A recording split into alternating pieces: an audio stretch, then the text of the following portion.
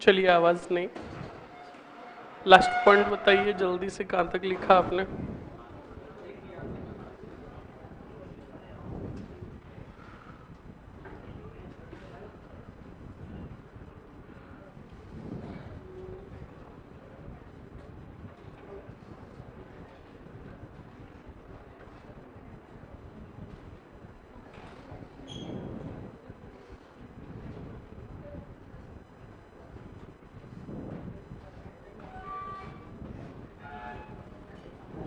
आवाज नहीं, आवाज नहीं। चलिए, अब सुन लीजिएगा स्टूडेंट अच्छे से।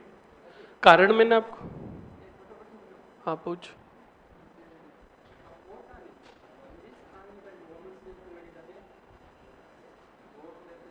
हाँ, सही क्यों लगाई जाती है?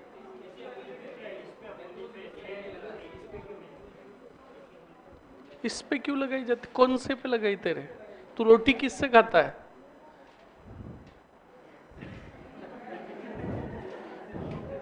समझ गए ना? ये कोई ऐसा वैसा कारण नहीं है। ये तो कुछ कुछ जगहों पे इस पे लगाते हैं। हमारे तो गांव में आडे लट इस पे क्या, इस पे भी रगड़ देता है ऐसा कुछ भी रीजन नहीं है। ये बिना फालतू की बात है। और ये है तो पॉलिटी वाले सर को पूछे, हिस्ट्री वाले से क्या पूछो? हिस्ट्री वाले कहेंगे कहीं पर खून लगाना है तो बताओ, है ना? हिस्ट्री इसका मुझे कोई भी आइडिया नहीं है भाई। मेरे तो अंगुलियां देख लो, मैंने तो वोट ही नहीं दिया। हाँ, पहुंच ही नहीं पाया। बीच में कुछ अपवाद थे जिन्होंने ऐसे असामाजिक तत्व बोलते हैं ना, जो ऐसे हुड़दंग वगैरह करते हैं, राजनीतिक माहौल को खराब करते हैं। तो पापा ने पहले तो कहा आ जाना, और फिर कहा कि मत आना भाई, थोड़ा माहौल इधर गमगीन है। मैंने कहा फिर वही, पहले प्राण प्यारे। सही है कि नहीं है? ओके सर, वो was the first political agent of Mewar, colonel James Tod. याद रखिएगा। सर, आप आईपीएल में कौन सी टीम को सपोर्ट करते हो? कोई नहीं, राजस्थान रॉयल्स, बस खुली बात है। दिल से राजस्थान रॉयल्स। और ऐसे फॉरएवर के लिए रोहित शर्मा,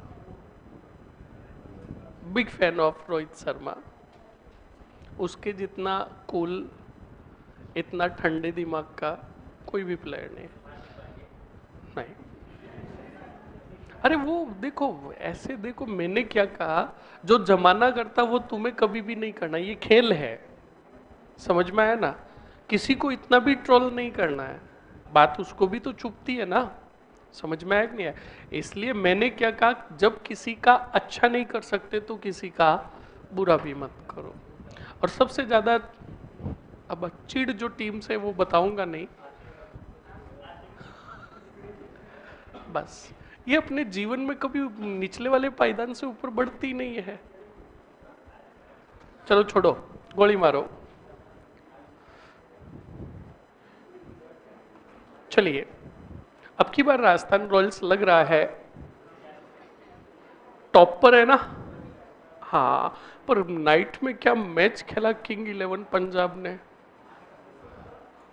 18.4 ओवर में ही जीत गई। ये तो अच्छा हुआ 300 स्कोर नहीं था, वरना वो भी ठोक देते। इस T20 ने वनडे और टेस्ट को प्योरली खत्म कर दिया है, ये भी ध्यान रखिएगा। अब चलो, आवाज नहीं। बोर्ड पर देखो, आंदोलन का प्रमुख कारण, और आंदोलन का प्रमुख कारण जो था वो था बेगार प्रथा। ध्यान रखिएगा, आवाज नहीं रही। उसके बाद किसान लिखा दिए ना मैंने? अरे किसान लिखा दिए ना? प्रभावित क्षेत्र, यानी यह आंदोलन कौन से क्षेत्रों में चला था? तो एक जाडोल, एक मादड़ी पट्टा। कौन सा पट्टा? मादड़ी पट्टा, जवाश और रोही ही रोही, शिरोई में। याद रखिएगा ये प्रभावित क्षेत्र थे। उसके बाद आंदोलन प्रारंभ, आंदोलन प्रारंभ जो किया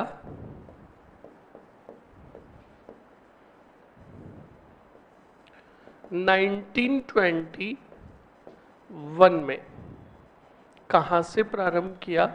वही जो मैंने आपको एक और आंदोलन बताया था, राजस्थान का पहला मातृकुंडिया चित्तौड़गढ़ से। पर एक एग्जामिनर ने देखो क्या खेल खेला।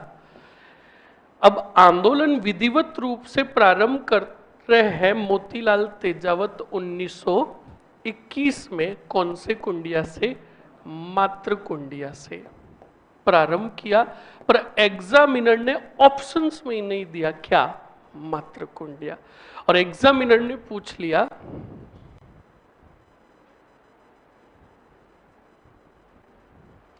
तो स्टूडेंट, एग्जामिनर ने पूछ लिया, ऑप्शंस में था ही नहीं मातृकुंडिया, और एग्जामिनर ने पूछा कि एक ही आंदोलन कहां से प्रारंभ हुआ। अब सब छोरे संभाल रहे थे मातृकुंडिया, मातृकुंडिया ऑप्शंस में ही नहीं दिया।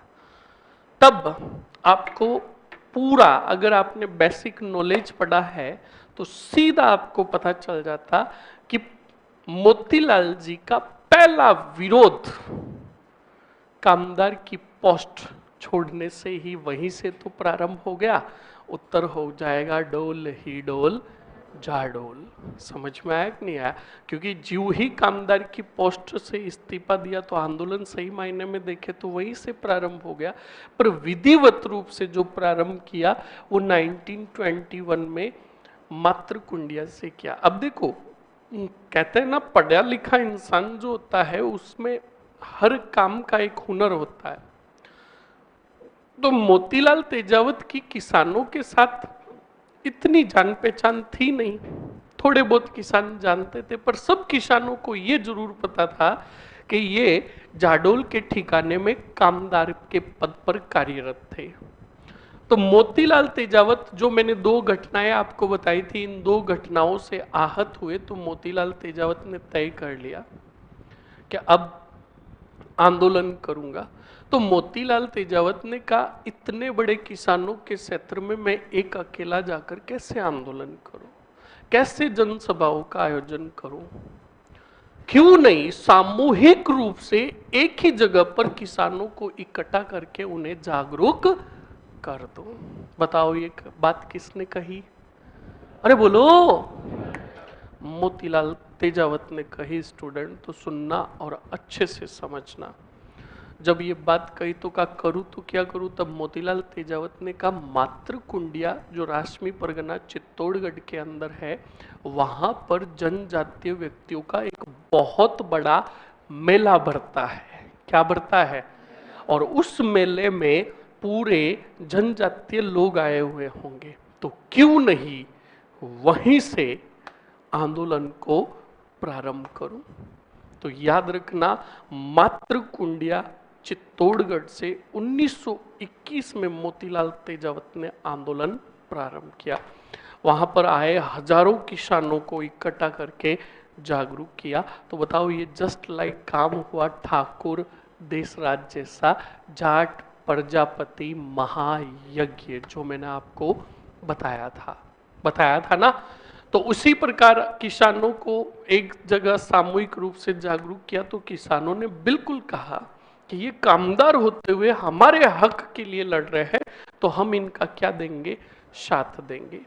सब साथ में हो गए। किनके? बोलो, अरे बोलो। मोतीलाल तेजावत के।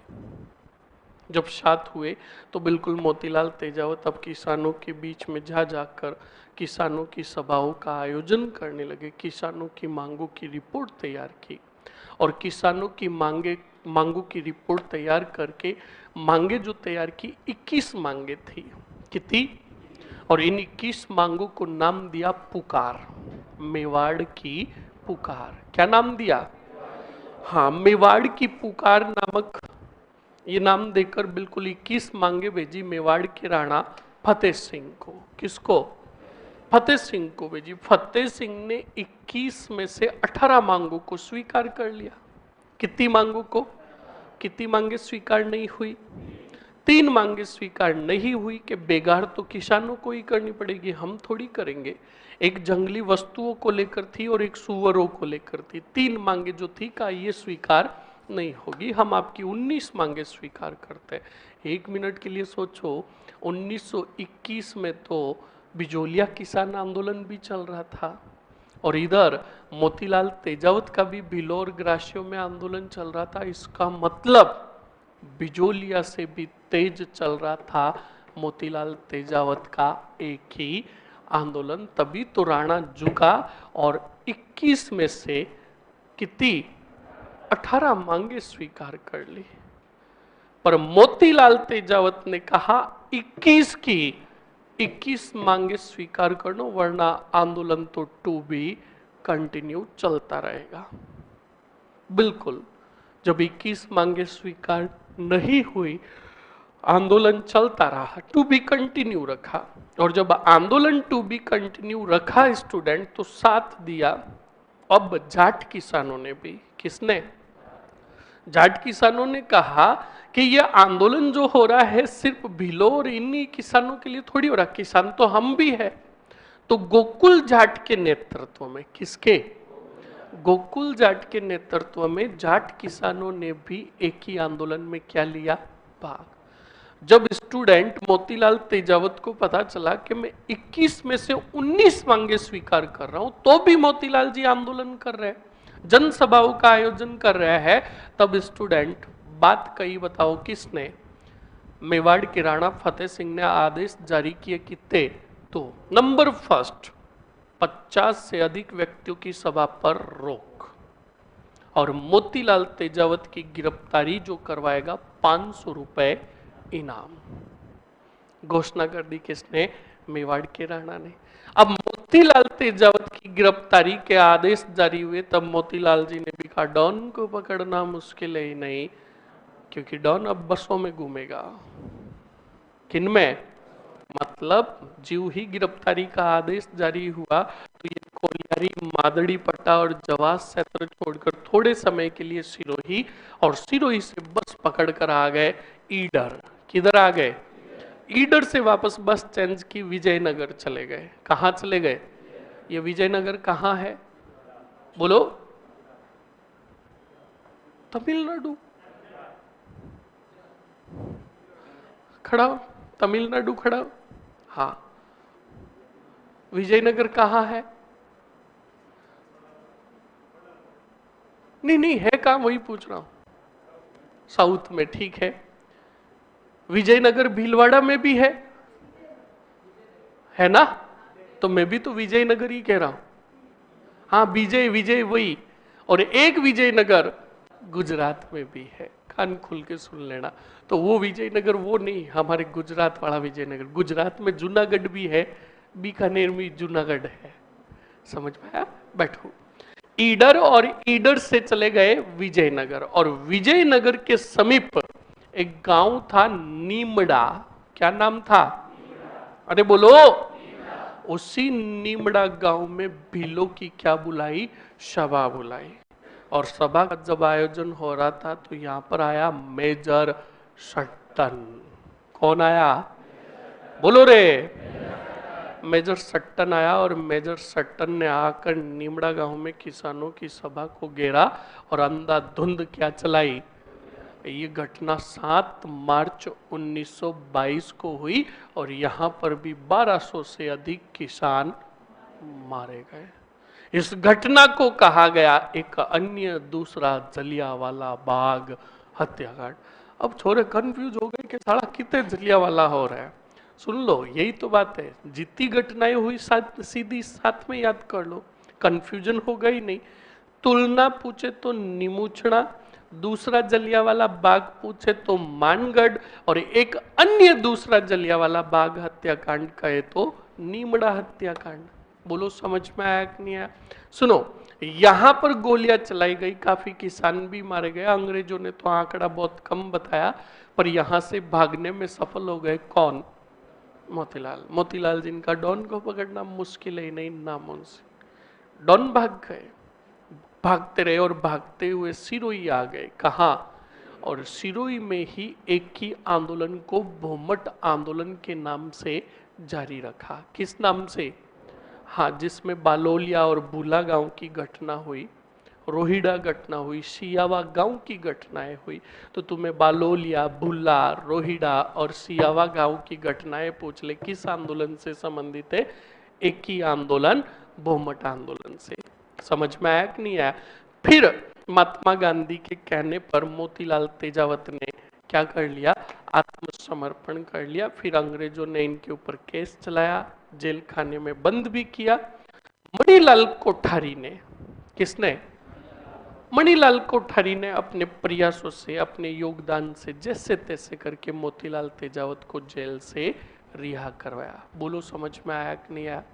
इन्हीं भूमट आंदोलन के दौरान सिरोही क्षेत्र में मोतीलाल तेजावत के नेतृत्व में किसानों ने नारा दिया था, हुकुम व हाकिम नहीं का नारा। किसका नारा दिया? हुकुम व हाकिम नहीं का नारा। लिखो,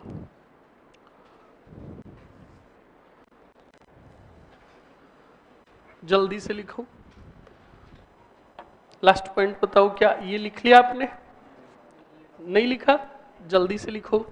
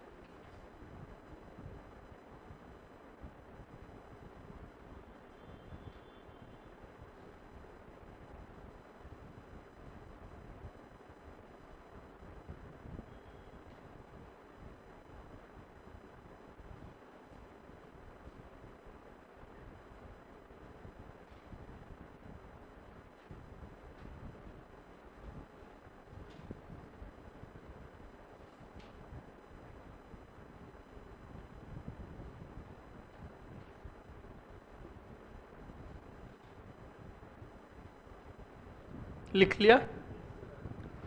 सर, आपने कहा था कि राजवंश खत्म होने के बाद महावीर कल्लाजी राठौड़ की तथा भानगढ़ की कहानी सुनाऊंगा। जूते पड़ेंगे, चुपचाप लिखो। कहानियां सुना दो इनको।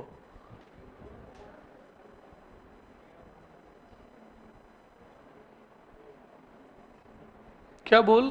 कुलधरा, लिखो जल्दी से। लिखो अगले पॉइंट में। लिखो, मोतीलाल तेजावत ने 1921 में मातृकुंडिया से आंदोलन प्रारंभ कर, मातृकुंडिया से आंदोलन प्रारंभ कर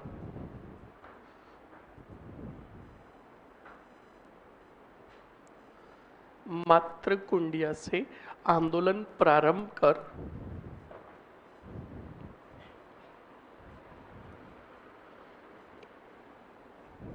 मातृकुंडिया से आंदोलन प्रारंभ कर किसानों की सभा का आयोजन किया,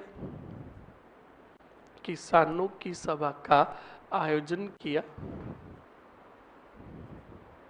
किसानों की सभा का आयोजन किया तथा किसानों को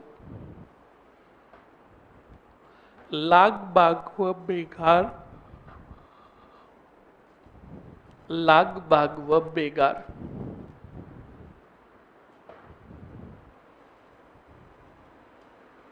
के विरुद्ध जागरूक किया। जागरूक किया, लिख लिया। लिखो, मोतीलाल ने किसानों की 21 मांगों को तैयार किया। मोतीलाल ने किसानों की 21 मांगों को तैयार किया। 21 मांगों को तैयार किया तथा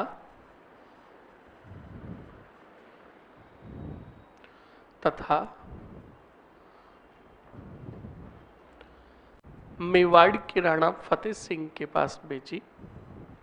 मेवाड़ के राणा फतेह सिंह के पास भेजी।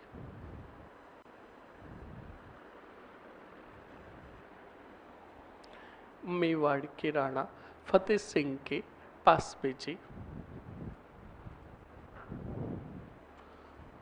आगे लिखो, बताओ इन 21 मांगों को क्या नाम दिया गया। लिखो, इन 21 मांगों को मेवाड़ की पुकार नाम दिया गया।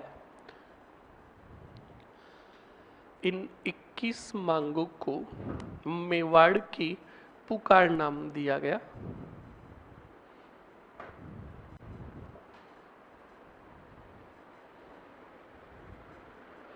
मेवाड़ की पुकार नाम दिया गया। बताओ मेवाड़ के राणा ने 21 में से कितनी मांगे स्वीकार की। तो लिखो, मेवाड़ के राणा फतेह सिंह ने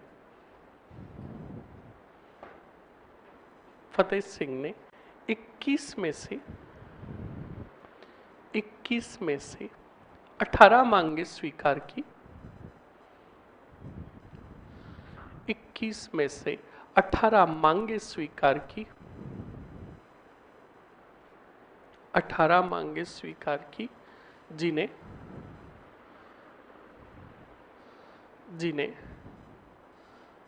मेवाड़ की पुकार कहा गया। जिन्हें मेवाड़ की 21 में कितनी क्या लिखा, 21 में से 18 मांगे स्वीकार की, लिख लिया। आगे कोष्टक में लिखो बिना स्वीकार मांगे। ये भी ध्यान रखोगे कौन सी मांगे स्वीकार नहीं की थी। जो नंबर फर्स्ट लिखो, जंगली वस्तुओं की प्राप्ति पर प्रतिबंध। जंगली वस्तुओं की प्राप्ति पर प्रतिबंध। सुअरों को मारने पर प्रतिबंध। सुअरों को मारने पर प्रतिबंध।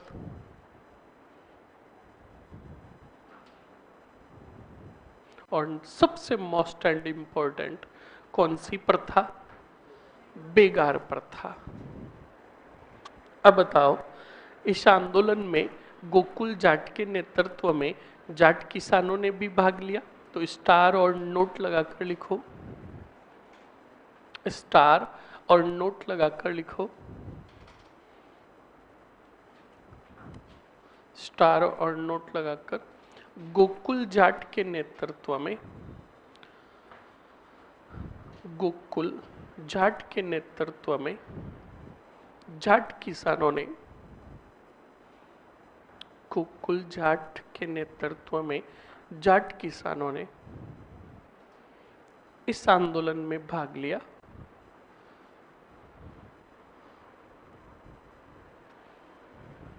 अब बताओ फतेह सिंह ने कितने आदेश जारी किए, 2।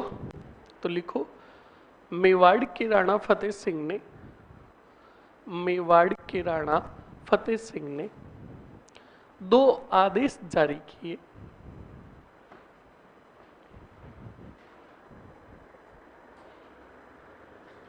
मेवाड़ के राणा फतेह सिंह ने 2 आदेश जारी किए।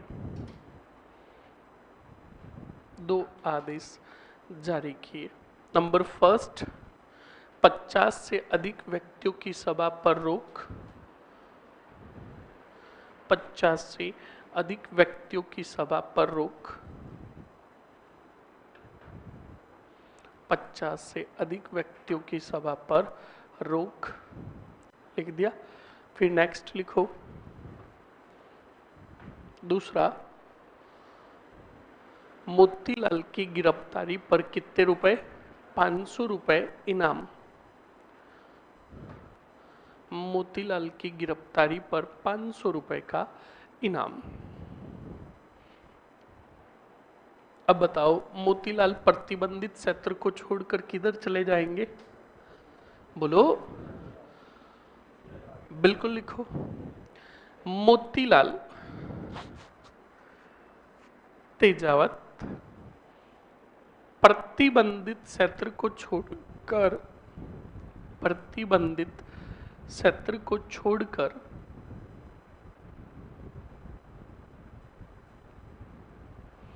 छोड़कर किधर चले गए? ईडर,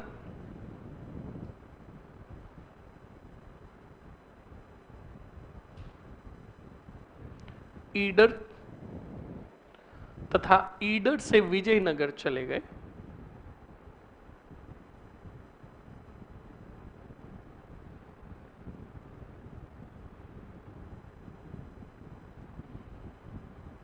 ईडर तथा ईडर से कौन से नगर? विजयनगर चले गए। लिख लिया?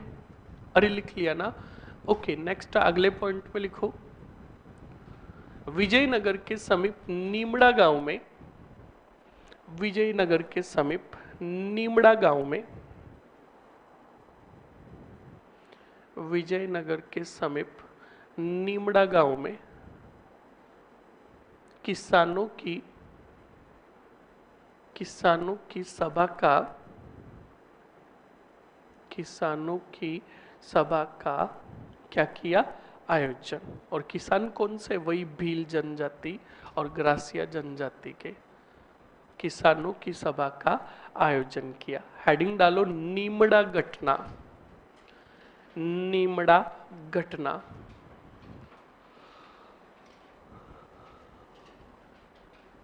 और नीमड़ा घटना हेडिंग डालकर लिखो जल्दी से, फर्स्ट एरो निकालकर। तारीख 7 मार्च 1922, 7 मार्च 1922। लिख लिया? नेक्स्ट लिखो। बताओ, गोलियां चलाने का आदेश किसने दिया? Major Sutton. लिखो, गोलियां चलाने का आदेश मेजर सट्टन ने दिया। मेजर सट्टन ने दिया।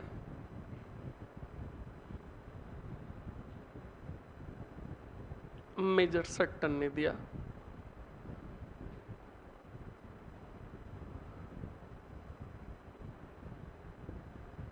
लिख लिया? नेक्स्ट लिखो, इस घटना में 1200 से अधिक किसान, 1200 से अधिक किसान मारे गए।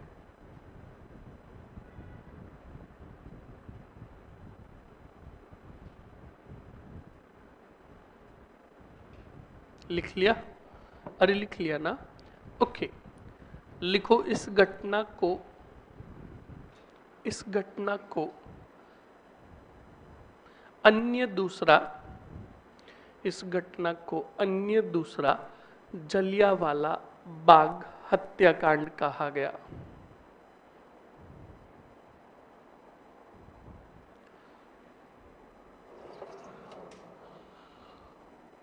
अन्य दूसरा जलियांवाला बाग हत्याकांड कहा गया। लिख लिया?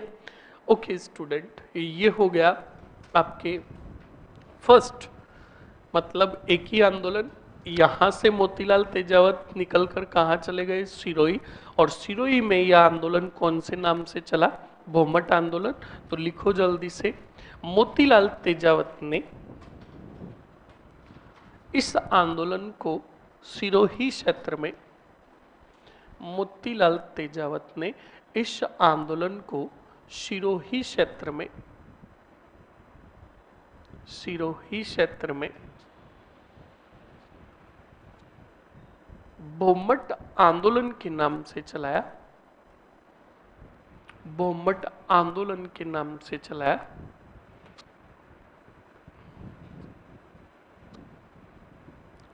लिख लिया? लिखो, आंदोलन के दौरान गांधी जी के कहने पर, आंदोलन के दौरान गांधी जी के कहने पर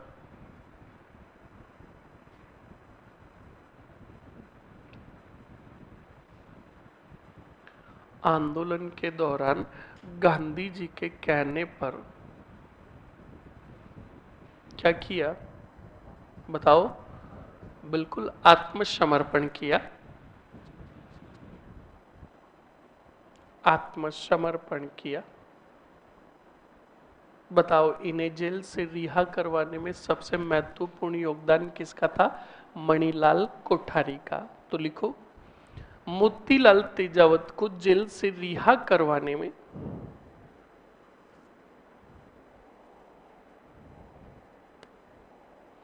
मोतीलाल तेजावत को जेल से रिहा करवाने में महत्वपूर्ण योगदान किसका था? मणिलाल कोठारी का था।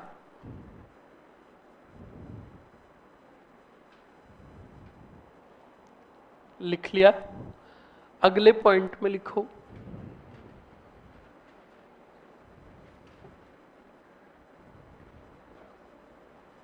अगले पॉइंट में लिखो स्टूडेंट, स्टार और नोट लगाकर।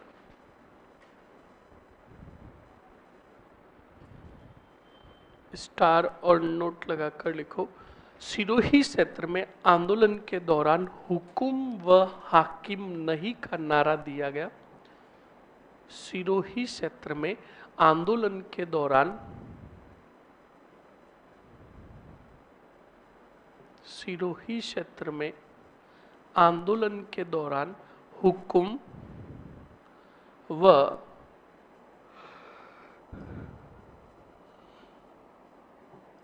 हाकिम नहीं का नारा दिया गया। हुकुम व हाकिम नहीं का नारा दिया गया। लिख लिया? अरे लिख लिया ना? ये हो गया स्टूडेंट आपका कौन सा? बोलो, लिखो मोरो जल्दी से। लिखो, भोमट आंदोलन की घटनाएं।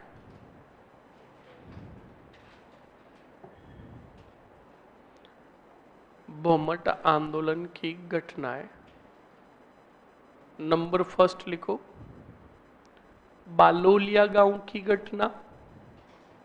बालोलिया, बालोलिया गांव की घटना।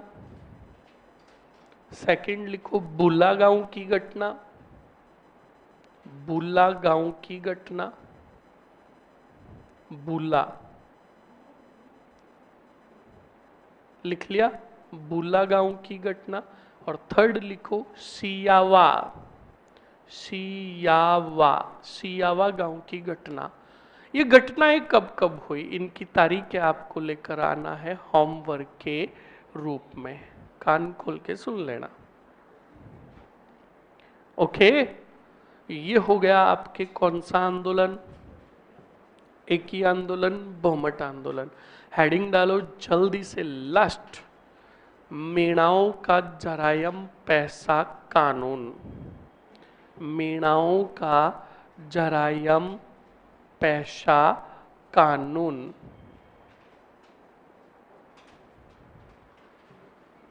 मीणाओं का जरायम पैसा कानून।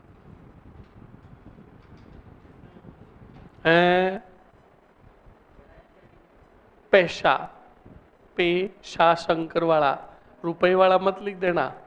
हाँ, जरायम पैसा कानून।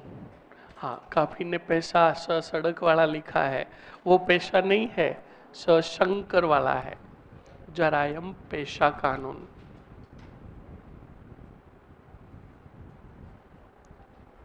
लिख लिया? अरे लिख लिया? सभी ने समझा दे? सुनो स्टूडेंट,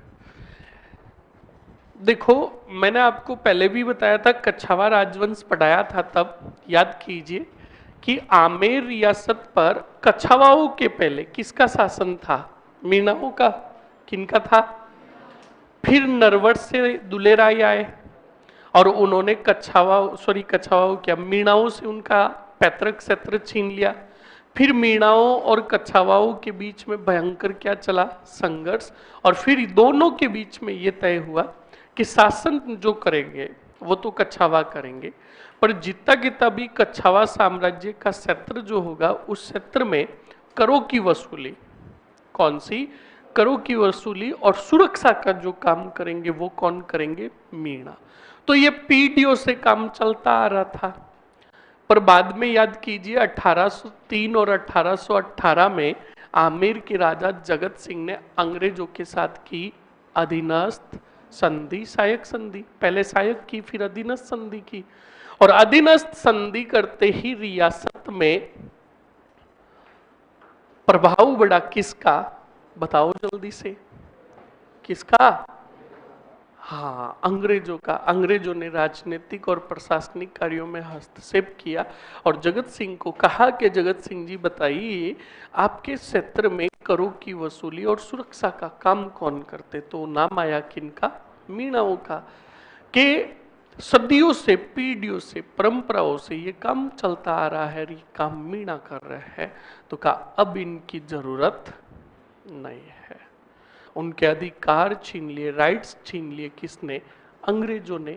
इस कारण जिनके अधिकार छीन लिए गए थे, उन मीणाओं ने पहाड़ी क्षेत्रों में शरण ली।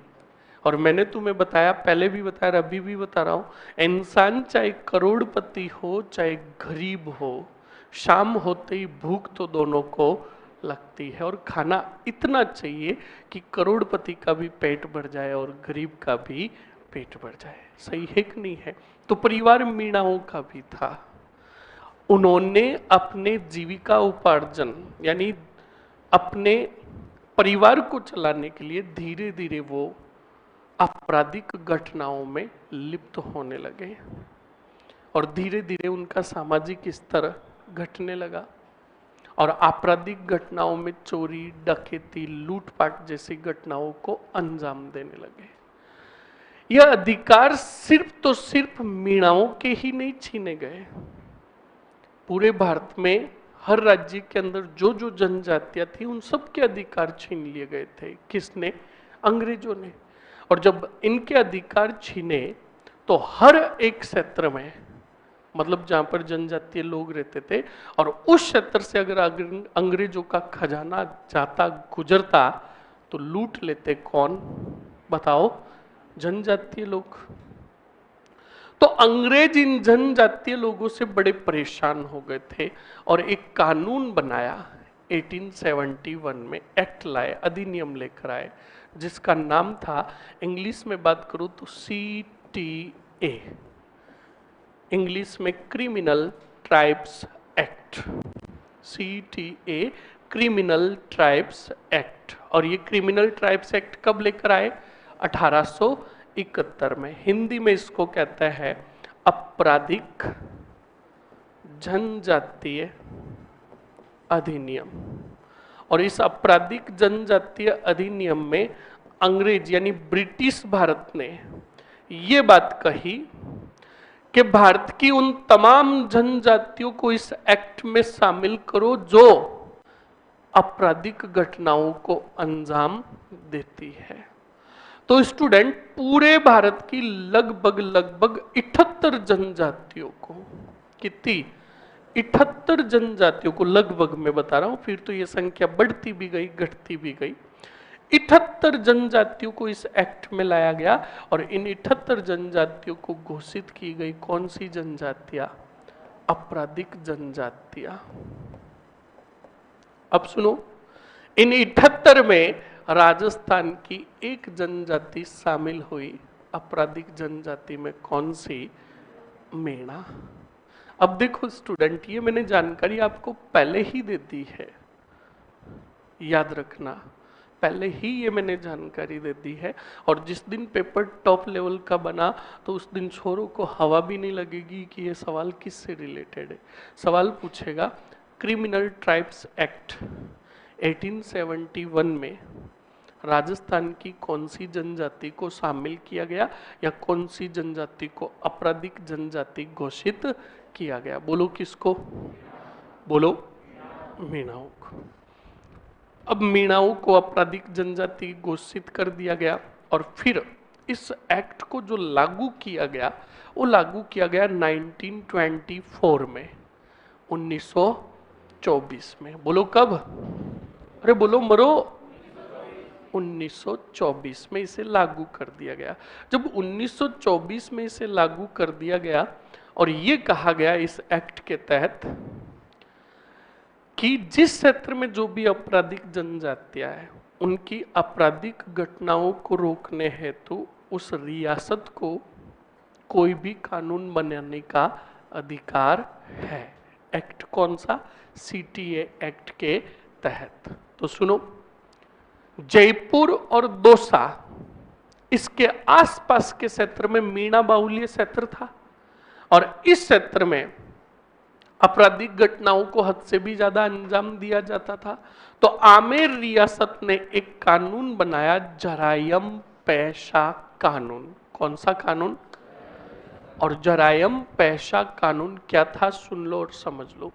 सबसे पहले तो मीणाओं के क्षेत्रों में सैन्य चौकियां स्थापित की गई। आज की भाषा में कहूं तो पुलिस स्टेशन खोले गए और पुलिस स्टेशन सैनिक चौकियां खोलकर हर गांव के मीणाओं की संख्या और प्लस हर एक व्यक्ति के अंगुलियों के निशान लिए गए। क्या लिए गए? अंगुलियों के निशान। जब ये पूरी प्रोसेस हो गई फिर जरायम पेशा कानून लागू हुआ और जरायम पेशा कानून के तहत ये कहा गया कि कितने वर्ष से ऊपर? 12 वर्ष से अधिक। कितने? 12 वर्ष से अधिक मीणा व्यक्तियों को, अब व्यक्तियों के अंदर याद रखना 12 वर्ष से ऊपर स्त्री पुरुष सब आ जाते हैं। 12 वर्ष से अधिक मीणा व्यक्तियों को नजदीकी पुलिस स्टेशन में जाकर प्रतिदिन हाजिरी देनी होगी। अब आप कहोगे सर प्रतिदिन हाजिरी देने से क्या आपराधिक घटनाएं रुक जाती थी? बिल्कुल, काफी मतलब प्रभाव पड़ा। कैसे? सुनो और समझो। स्टूडेंट जैसे सपोज यही कीजिए कि 1924 जरायम पेशा कानून लागू हो गया। हम सभी मीणा जनजाति के, हमारे नजदीक में पुलिस स्टेशन, एक ये गांव है, ऊपर वाली क्लास भी समझ लो ये भी दूसरा गांव है, इसमें भी मीणा जनजाति के लोग हैं। अब सुनो, आज तारीख कितनी हुई? 27। आज 27 तारीख है और आज ये समझ लीजिए आज ऊपर वाले गांव के अंदर, मीणाओं के गांव में एक व्यक्ति को लूट लिया गया और मौत के घाट उतार दिया गया आज ही। अब ये आंकड़ा मतलब ये बात अंग्रेजों को शाम को पता चली, सैनिकों को। तो वो सैनिक क्या करेंगे? 27 तारीख को ऊपर वाले गांव में सबसे पहले देखेंगे कि इस दिन जब ये घटना हुई, जिस दिन घटना हुई उस दिन कौन अनुपस्थित था। उसके बाद इसके नजदीकी गांव यानी ये गांव, इस गांव में भी देखेंगे कि 27 तारीख को कौन अनुपस्थित था। ऐसे करके उन व्यक्तियों को पकड़ा जाएगा, उन्होंने इस वारदात को अंजाम दिया या नहीं, उन्हें शक के आधार पर गिरफ्तार कर लिया जाता था और फुड़ंती निकाली जाती थी। यही कहलाया जरायम पेशा कानून। और जब हद से भी ज्यादा वारदातें होने लगी तो इस जरायम पेशा कानून को 1930 में कठोरता के साथ लागू किया। कठोरता का मतलब समझे? अंग्रेजों को जब लगता, यानी अंग्रेज का मतलब सैनिकों को, रियासत के सैनिकों को जब भी लगता, वो मीणाओं के गांव में जाते और कहते अगले 1 घंटे में आओ और क्या दो? हाजिरी। हाजिरी का मतलब 1 से अधिक बार जब भी लगता तो हाजिरी देने बुला लेते थे। बोलो समझ में आया कि नहीं आया? यही कहलाया जरायम पेशा कानून। ये जरायम पेशा कानून 1924 से लेकर 1952 तक लागू रहा, 1952 तक। सोच लो कितने वर्षों तक, 28 वर्षों तक। कितने? 28 वर्षों तक मीणाओं ने नजदीकी पुलिस स्टेशन में जाकर क्या दी है? हाजिरियां दी है। इस बात को ध्यान रखिएगा। 1947 में हमारा देश आजाद हो गया था, उसके बावजूद भी 5 वर्षों तक इन्होंने नजदीकी पुलिस स्टेशन में जाकर क्या दी? हाजिरियां दी। समझ में आया ना?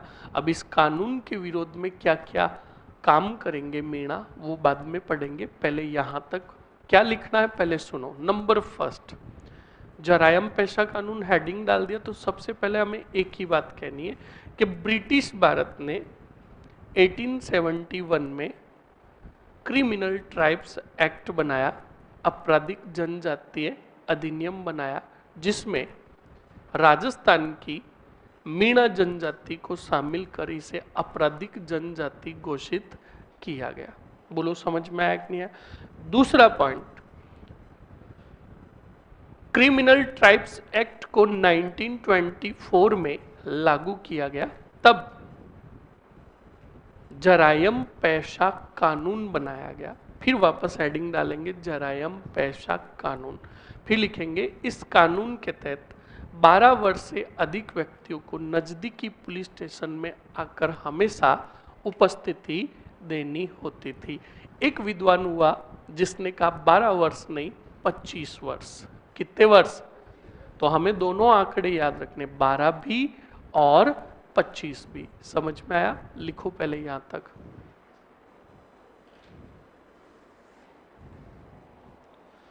लिखो जल्दी से। हेडिंग डाल दिया ना मीणाओं का जरायम पेशा कानून। लिखो ब्रिटिश भारत ने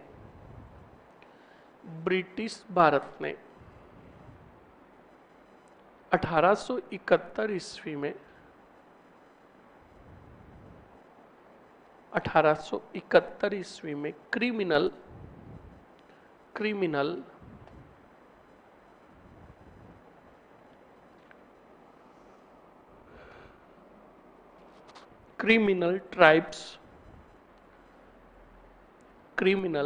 ट्राइब्स एक्ट बनाया। क्रिमिनल ट्राइब्स एक्ट बनाया, कोष्टक में लिखो आपराधिक जनजातीय अधिनियम।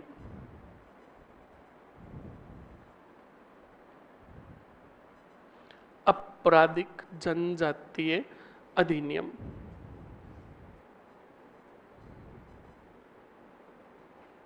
लिख लिया? अरे लिख लिया ना? अगले पॉइंट में लिखो क्रिमिनल ट्राइब्स एक्ट बनाया। नेक्स्ट लिखो इस एक्ट के तहत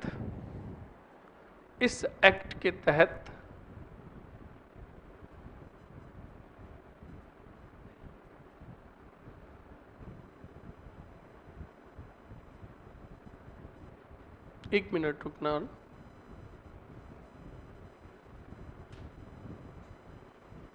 कितनी बजी अभी? क्लास पूरी कब होगी?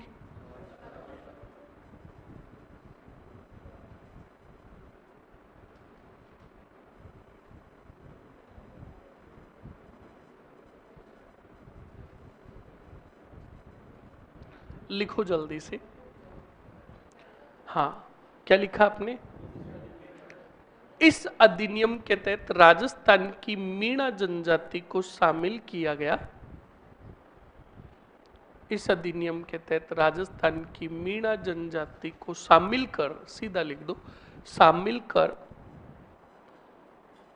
इस अधिनियम के तहत राजस्थान की मीणा जनजाति को शामिल कर आपराधिक जनजाति घोषित किया गया। आपराधिक जनजाति घोषित किया गया। बताओ इस कानून को कब लागू किया गया? तो लिखो इस कानून को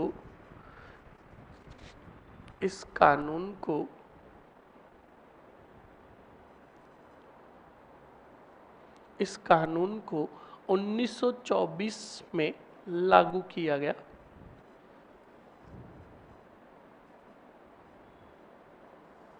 इस कानून को 1924 ईस्वी में लागू किया गया। लिख लिया। अब हेडिंग डालो वापस यहीं पर छोटा सा, जरायम पेशा कानून। जरायम पेशा कानून।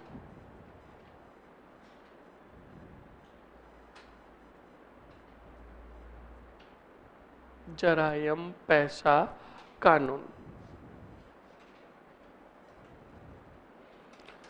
लिखो इसी के आगे, लिखो इस कानून के तहत,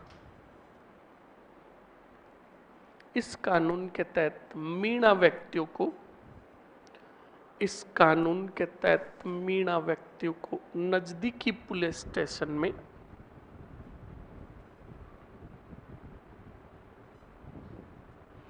इस कानून के तहत मीणा व्यक्तियों को नजदीकी पुलिस स्टेशन में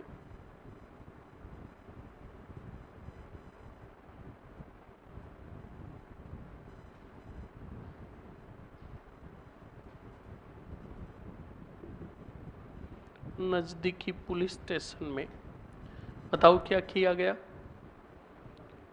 नजदीकी पुलिस स्टेशन में 12, लिखो 12 वर्ष ऑब्लिक करके 25 वर्ष से अधिक, 25 वर्ष से अधिक मीणा व्यक्तियों को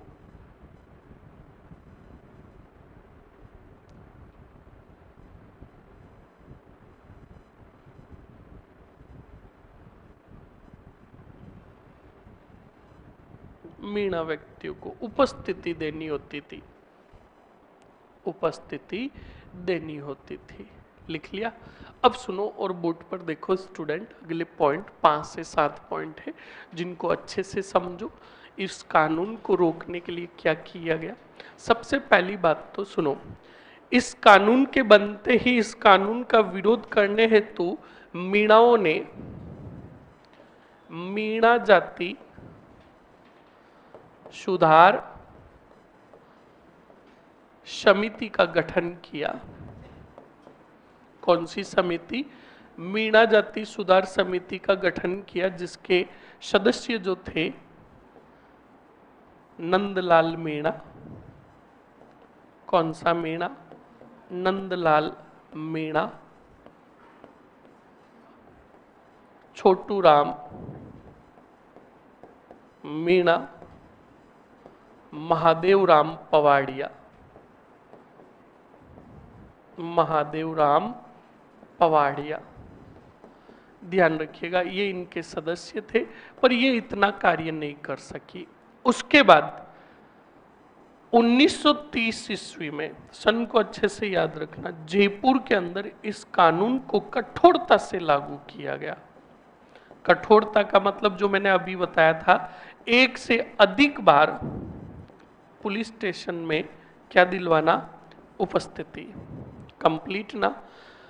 जब ये कठोरता से लागू हुआ तो 1933 के अंदर मीणाओं ने जाट क्षेत्रीय महासभा की तर्ज पर एक संस्था की स्थापना की, मीणा क्षेत्रीय महासभा।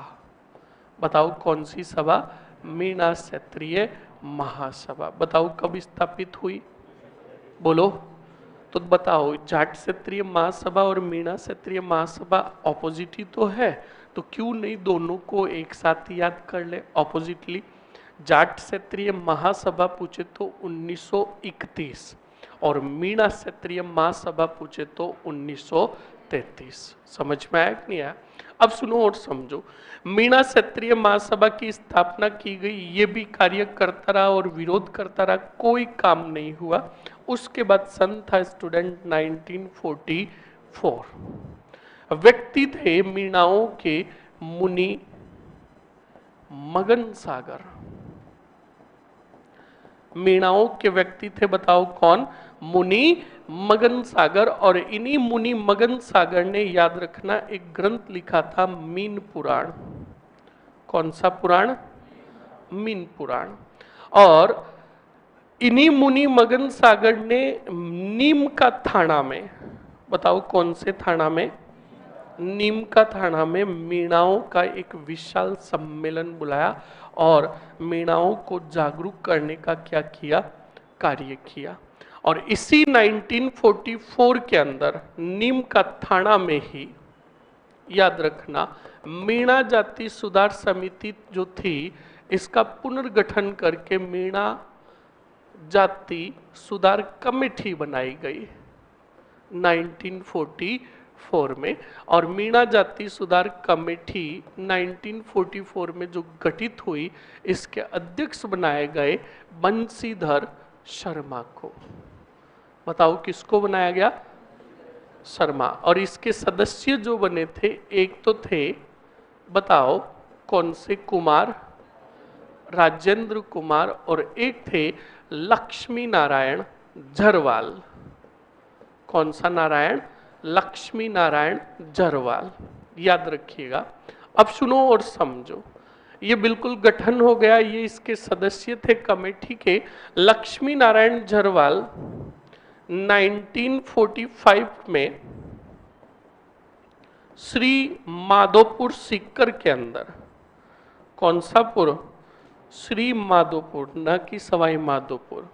श्री माधोपुर सीकर के अंदर एक सभा का आयोजन किया। तब इसी सभा से गिरफ्तार कर लिया गया। किसको? लक्ष्मी नारायण झरवाल को। ये बात पता चली। पिछड़ी जनजाति के मसीहा जो मैंने आपको बताया कौन थे? बोलो। मोतीलाल। बोलो। दुष्टी कहीं के। वो पिछड़ी जनजातियों के मसीहा थे, वो आदिवासियों के मसीहा थे। बस कुछ भी बोलो ना, आपने कुछ मसीहा असीहा बताया तो हमें तो एक ही याद था। याद रखना, मरोगे बड़ोगे। आदिवासियों का मसीहा पूछे तो मोतीलाल तेजावत, और पिछड़ी जनजातियों के सभी के मसीहा पूछे तो ध्यान रखना ठक्कर बप्पा। कौन सा बप्पा? हाँ, ठक्कर बापा जो थे, इन्हें पिछड़ी जनजातियों का मसीहा कहा गया। ठक्कर बापा को पता चला कि लक्ष्मी नारायण झरवाल को क्या कर लिया गया? गिरफ्तार। तब इसी ठक्कर बापा ने आमेर के प्रधानमंत्री मिर्जा इस्माइल, बोलो कौन सा इस्माइल? इसको बताओ, हमने पढ़ा कि नहीं पढ़ा? पढ़ा ना मान सिंह के समय। आमेर के प्रधानमंत्री मिर्जा इस्माइल को ठक्कर बापा ने पत्र लिखा और पत्र लिखकर कहा, मिर्जा तेरी इस्माइल बिगाड़ दूंगा, वरना चुपचाप छोड़ लक्ष्मी नारायण झरवाल को और जयपुर में समाप्त कर। कौन सा कानून? जरायम पैसा कानून। 1946 में छोड़ दिया गया लक्ष्मी नारायण झरवाल को और जयपुर में समाप्त कर दिया गया। सिर्फ जयपुर में। कौन सा कानून? जरायम पैसा कानून। अब सुनो, इसके बाद मीणाओं ने एक बहुत बड़ा सम्मेलन बुलाया एक गांव में, जयपुर के समीप गांव था बागावास। बोलो कौन सा? बागावास सम्मेलन बुलाया। कौन से पुर? जयपुर। किसको बाबूजी आ रहे? नींद ले रहे बैठे।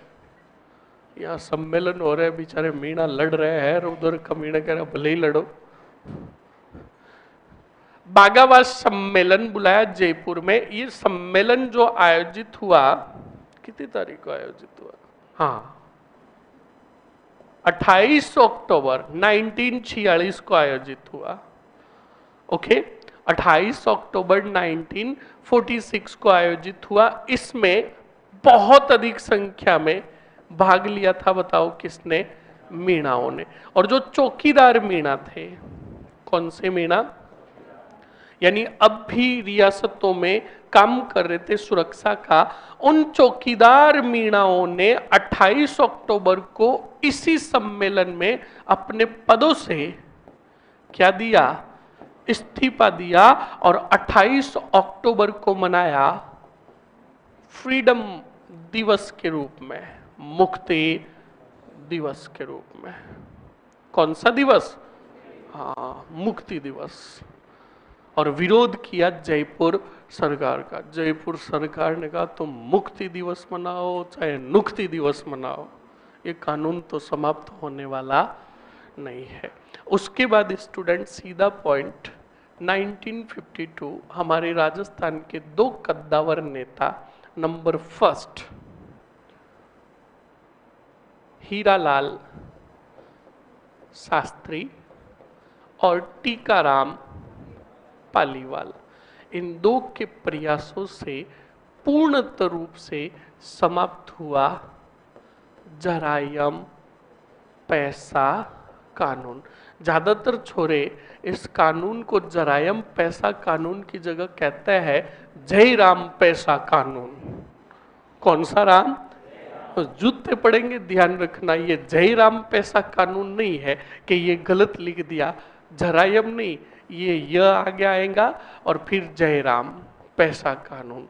जूते पड़ेंगे, ये जयराम जी का कानून नहीं था, ये जरायम पैसा कानून था। बोलो समझ में आया कि नहीं आया? अब सुनो, ये पॉइंट तो मैंने पूरा डिस्क्राइब करके बताया, आपको 4 पॉइंट याद रखने। नंबर फर्स्ट सुनो, 1930 कठोरता से लागू, 1933 मीणा क्षत्रिय महासभा, 1944 मुनि मगन सागर का नीम का थाना सम्मेलन, 1944 मीणा क्षत्रिय सुधार कमेटी का गठन, अध्यक्ष बंशीधर शर्मा, सदस्य राजेंद्र कुमार और लक्ष्मी नारायण झरवाल, 1945 श्री माधोपुर से गिरफ्तार लक्ष्मी नारायण को, ठक्कर बापा का पत्र किसको? मिर्जा इस्माइल को, 1946 में जयपुर में समाप्त कर दिया गया जरायम पैसा कानून। और उसके बाद 28 अक्टूबर 1946 बागावास सम्मेलन, मुक्ति दिवस, और फिर सीधा 1952 इन दोनों के प्रयासों से जरायम पैसा कानून समाप्त। समझ में आया? लिखो जल्दी से।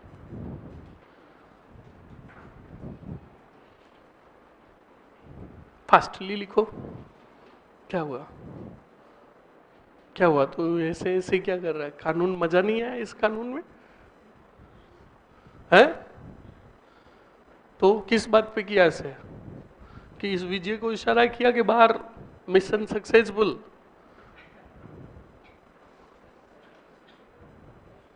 ऐसे ही क्यों किया? ऐसे पास वालों ने तो नहीं किया यूं दुष्टी गई के। लिखो मरो। लास्ट पॉइंट बताओ क्या लिखा आपने? अरे एक बोलो सुभाष, जोर से बोल।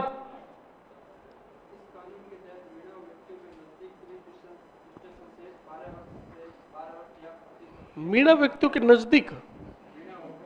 हाँ ये देखो, ये बेटा वही बात अपना रहा हूं। मीणा व्यक्तियों के नजदीक नहीं। हाँ लिखो जल्दी से अगले पॉइंट में। लिखो स्टूडेंट, इस कानून के विरोध में, इस कानून के विरोध में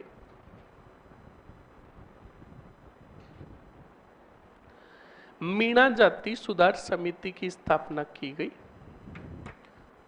इस कानून के विरोध में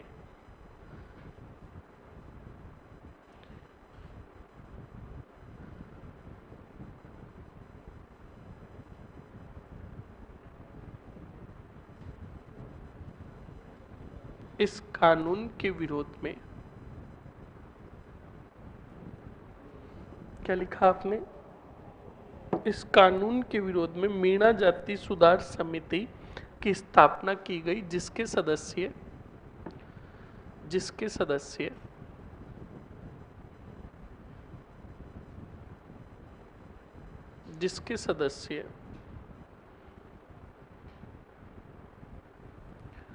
लिख लो।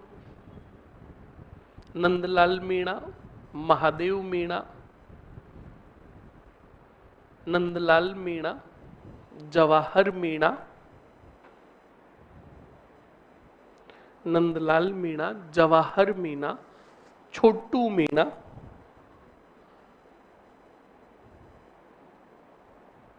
छोटू राम मीणा, लिख दिया। नेक्स्ट लिखो महादेव राम पवाड़िया, महादेव राम पवाड़िया। महादेव राम पवाड़िया। लिख लिया स्टूडेंट? नेक्स्ट लिखो। लिखो जयपुर में 1930 में, जयपुर में 1930 में इस कानून को कठोरता से लागू किया गया। इस कानून को कठोरता से लागू किया गया।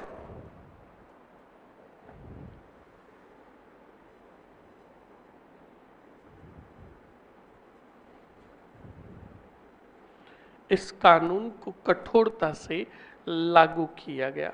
लिख लिया? डबल स्टार और नोट लगाकर लिखो 1933 में, 1933 में मीणा क्षेत्रीय महासभा की स्थापना की गई। मीणा क्षेत्रीय महासभा की स्थापना की गई।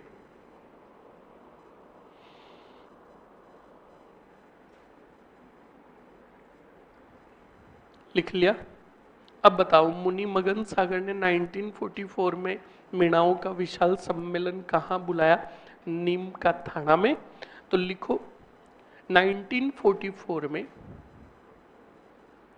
1944 में मुनि मगन सागर ने, मुनि मगन सागर ने 1944 में मुनि मगन सागर ने मीणाओं का विशाल सम्मेलन, मीणाओं का विशाल सम्मेलन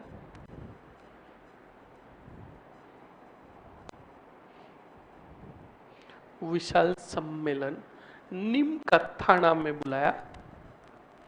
नीम का थाना में बुलाया। अब बताओ यहीं पर मीणा जाति सुधार कमेटी की क्या की गई थी? स्थापना। लिखो 1944 में, 1944 में मीणा जाति, हाँ नीचे नहीं कूद रहा हूं, क्या देख रहे हो पीछे? मीणा जाति, मीणा जाति सुधार कमेटी की स्थापना की गई। मीणा जाति सुधार कमेटी की स्थापना की गई।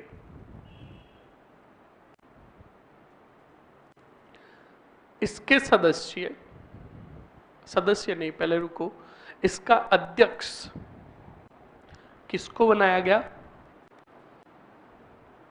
बंशीधर शर्मा को बनाया गया।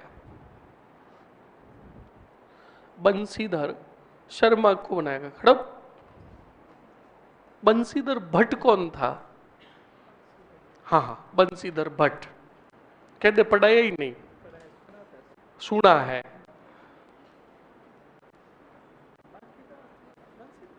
बांकीदास पढ़ाया, बंशीधर नहीं पढ़ाया। नहीं पढ़ाया ना? बांकीदास कौन था ये बता दे। बीकानेर की ख्यात लिखी, देखो कमीन को।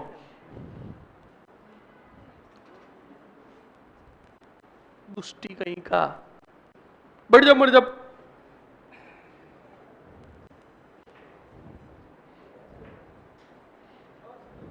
कह रहे ओसपन दो। कुलधरा में जब जाते रात को तो भूत कहते ओसपन दो। भले ही हो, तेरी आत्मा वही भटकती है। तू लाठी और चांदन के नजदीक नहीं है तो तू कुलधरा का ही है।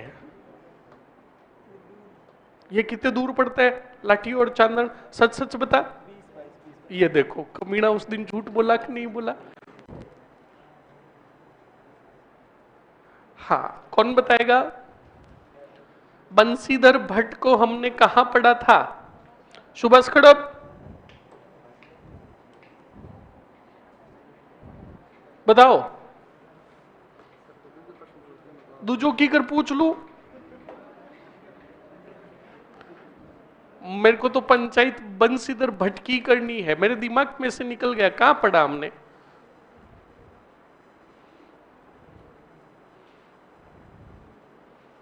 बांकीदास को जानते हो? कौन थे? हाँ, जसवंत सिंह के दरबारी विद्वान थे। जसवंत सिंह के थे, जसवंत सिंह के थे।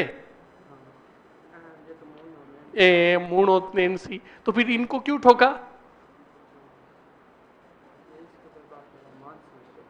किसके थे?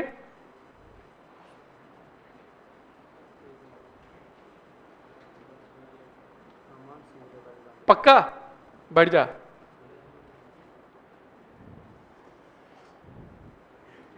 क्या क्या क्या ठीक है? मर जाएगा कमीन, पढ़ ले मर ले, ठीक है।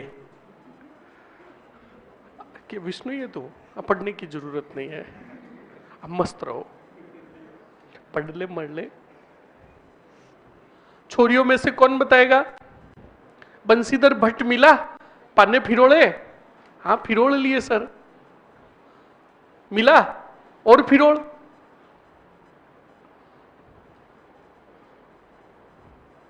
आप पूजा खड़ी हो, कौन था बंसीधर भट्ट?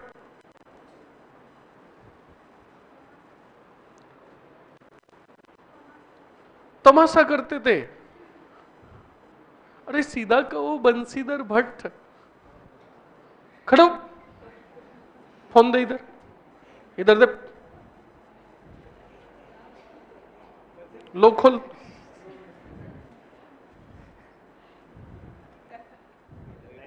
हाँ तो सही है, आज इसकी गोपनीयता भंग होगी। हाँ देखो ये बता रहा है, रीतिकाल के कवि बेटे ने गूगल में जाकर कहा बंसीधर भट्ट कौन थे, तो गूगल वापस कह रहा रीतिकाल के कवि बंसीधर ब्राह्मण थे और अहमदाबाद गुजरात के रहने वाले थे। बंसीधर ने दलपति राय के साथ मिलकर उदयपुर के महाराणा जगत सिंह के नाम पर अलंकार रत्ना कर। अरे ये बंसीधर अलग है, ये गूगल जितने कितने भी बंसीधर होंगे ना, तेरा पड़ोसी बंसीधर का घर होगा तो वो भी बता देगा मैप में। दुष्टी कहीं है का। ये देख, ये निचला वाला अगर खोलता तो सीधा पड़ा, पर इतना दिमाग होना चाहिए। ये देख पर्सन क्या कह रहा है, बंसीधर भट्ट किस लोक नाट्य के प्रमुख कलाकार थे? ये देख, ये ऑप्शंस में पड़ा है तमाशा। दुष्टी कहीं के।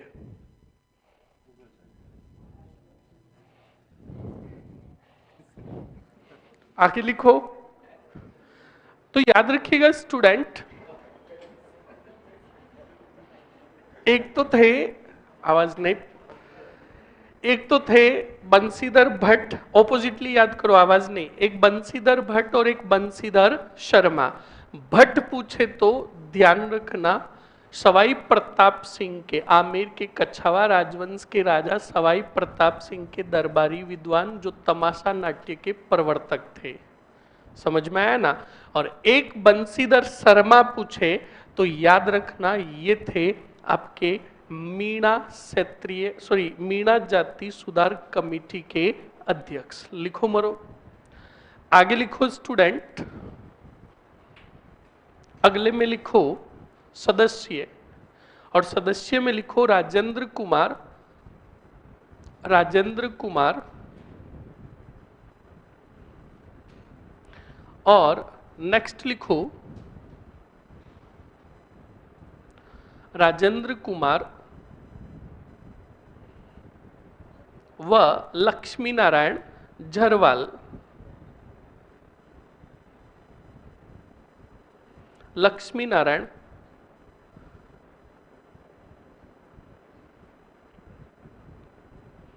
लिख लिया? अरे लिख लिया ना? ओके, अब बताओ स्टूडेंट, 1945 श्री माधोपुर से गिरफ्तार कर लिया गया किसको? लक्ष्मी नारायण झरवाल को।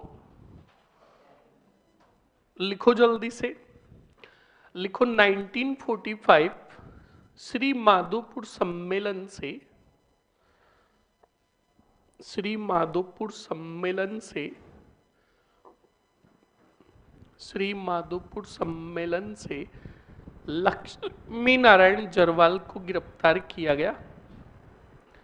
लक्ष्मी नारायण झरवाल को गिरफ्तार किया गया।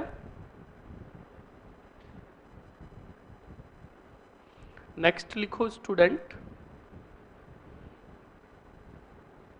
अब बताओ, पिछड़ी जनजातियों के मसीहा कौन? ठक्कर बप्पा। पिछड़ी जनजातियों के मसीहा, लिखो पिछड़ी जनजातियों के मसीहा ठक्कर बप्पा। पिछड़ी जनजातियों के मसीहा ठक्कर बप्पा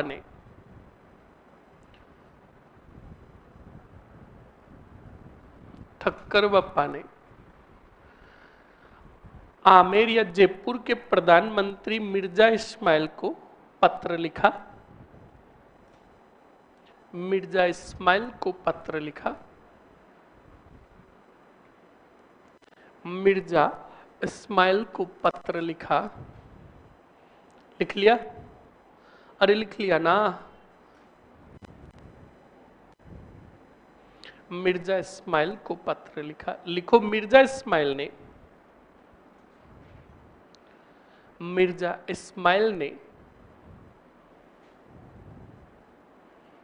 1946 में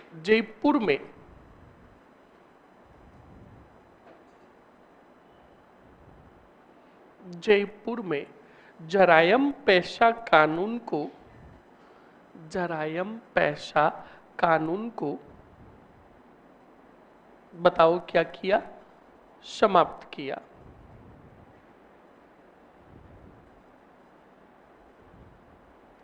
जरायम पेशा कानून को समाप्त किया। लिख लिया? ओके, अब सीधा लिखो, आपके सामने लिखा हुआ है मीणाओं का बागावास सम्मेलन। मीणाओं का बागावास सम्मेलन। आगे लिखना स्टूडेंट। सन, तारीख तो नीचे लिख देना, आगे कोष्टक में जयपुर लिखना ताकि पता रहे आपको।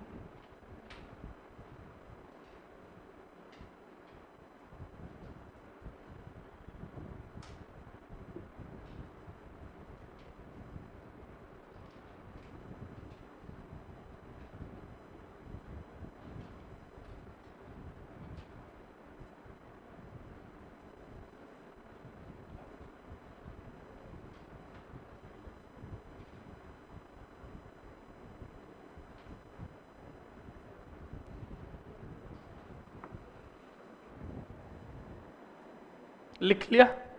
तारीख लिखो आगे, 28 अक्टूबर 1946। लिख लिया?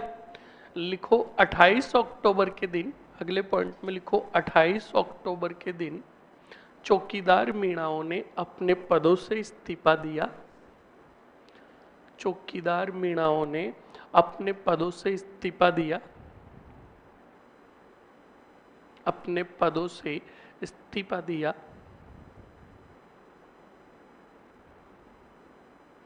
तथा इस दिवस को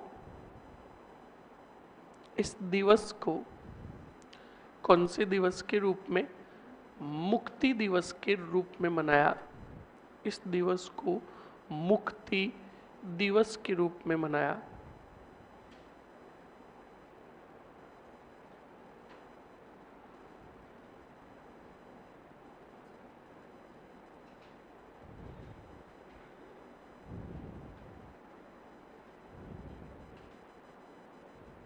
लिख लिया? अरे लिख लिया ना। आगे बढ़ो स्टूडेंट। लिखो स्टार और नोट लगाकर 1952 में टीकाराम पालीवाल 1952 में टीकाराम पालीवाल व हीरालाल शास्त्री के प्रयासों से हीरालाल शास्त्री के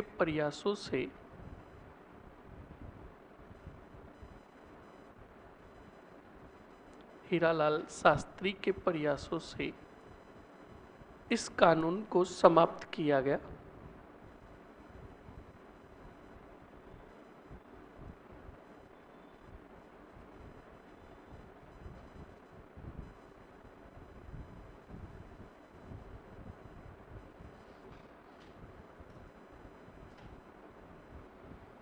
लिख लिया? लिख लिया ना। ये हो गया स्टूडेंट आपका कौन सा? जरायम पेशा कानून।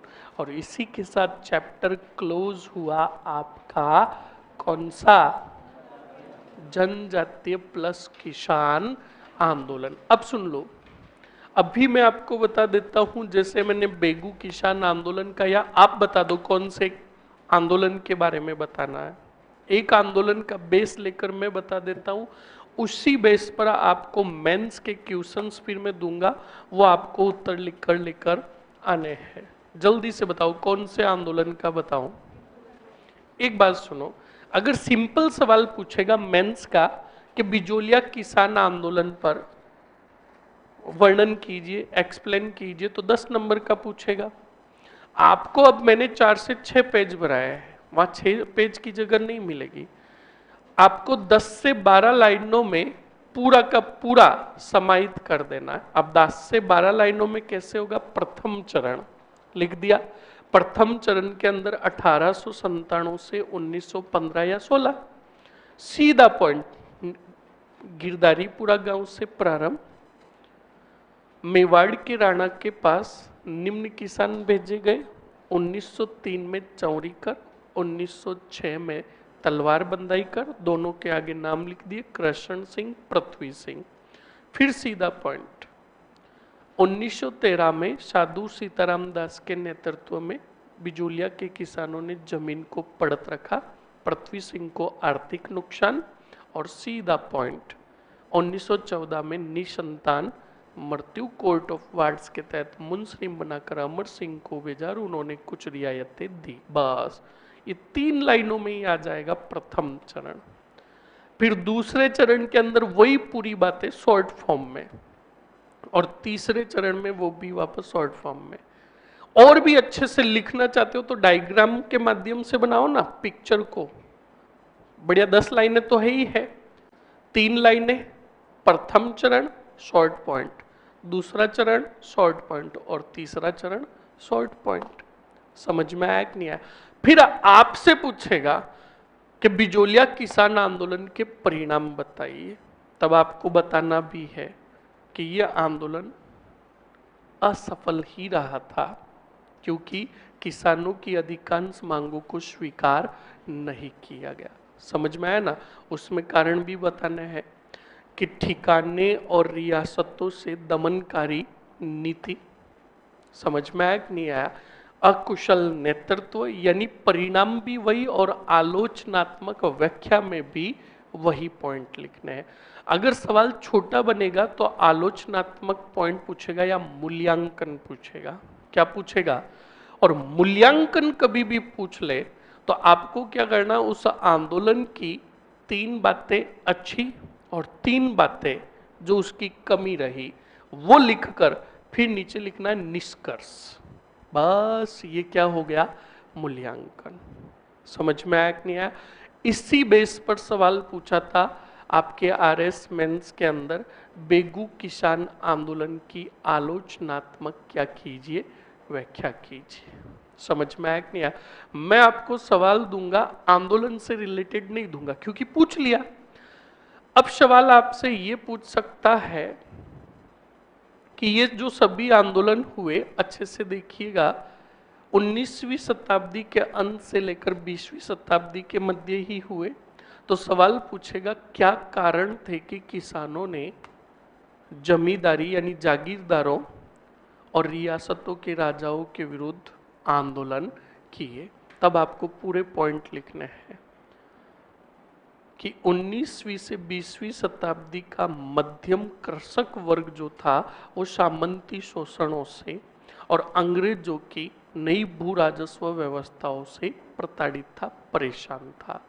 फिर लाग बाग को भी लिखना है, लाग और बाग लिखकर उनका वापस डिस्क्रिप्शन लिखना, लाग क्या है, बाग क्या है। समझ में आया कि नहीं आया? इस बात को ध्यान रखना।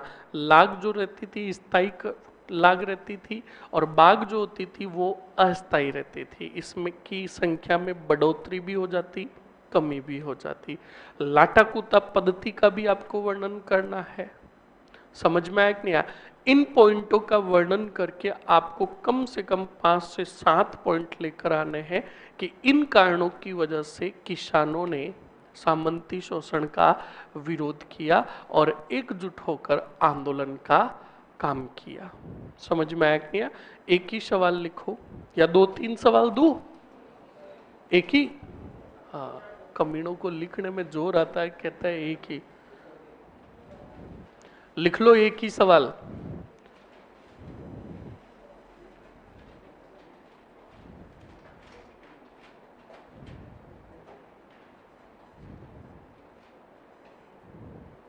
लिखो, राजस्थान में कृषक वर्ग के आंदोलन के कारण बताइए।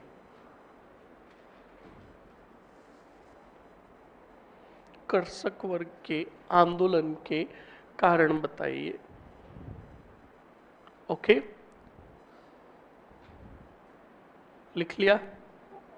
ओके, एक और लिख लो। बेगू किसान आंदोलन की तर्ज पर लिखते हैं। बेगू किसान आंदोलन की तर्ज पर लिखो, शेखावटी किसान आंदोलन की आलोचनात्मक व्याख्या कीजिए। शेखावटी किसान आंदोलन की आलोचनात्मक व्याख्या कीजिए।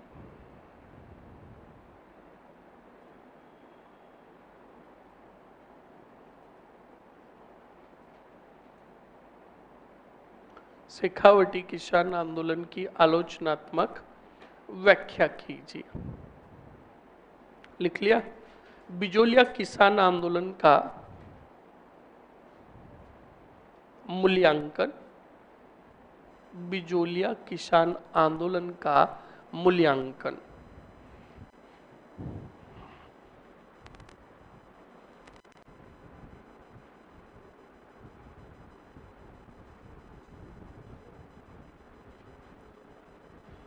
बिजोलिया किसान आंदोलन का मूल्यांकन।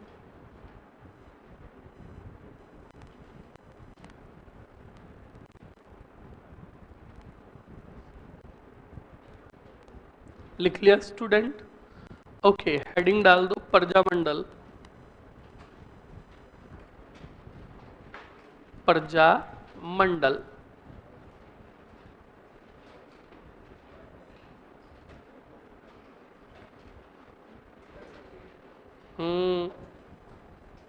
बोलो मरो, किसके तकलीफ हो रही है?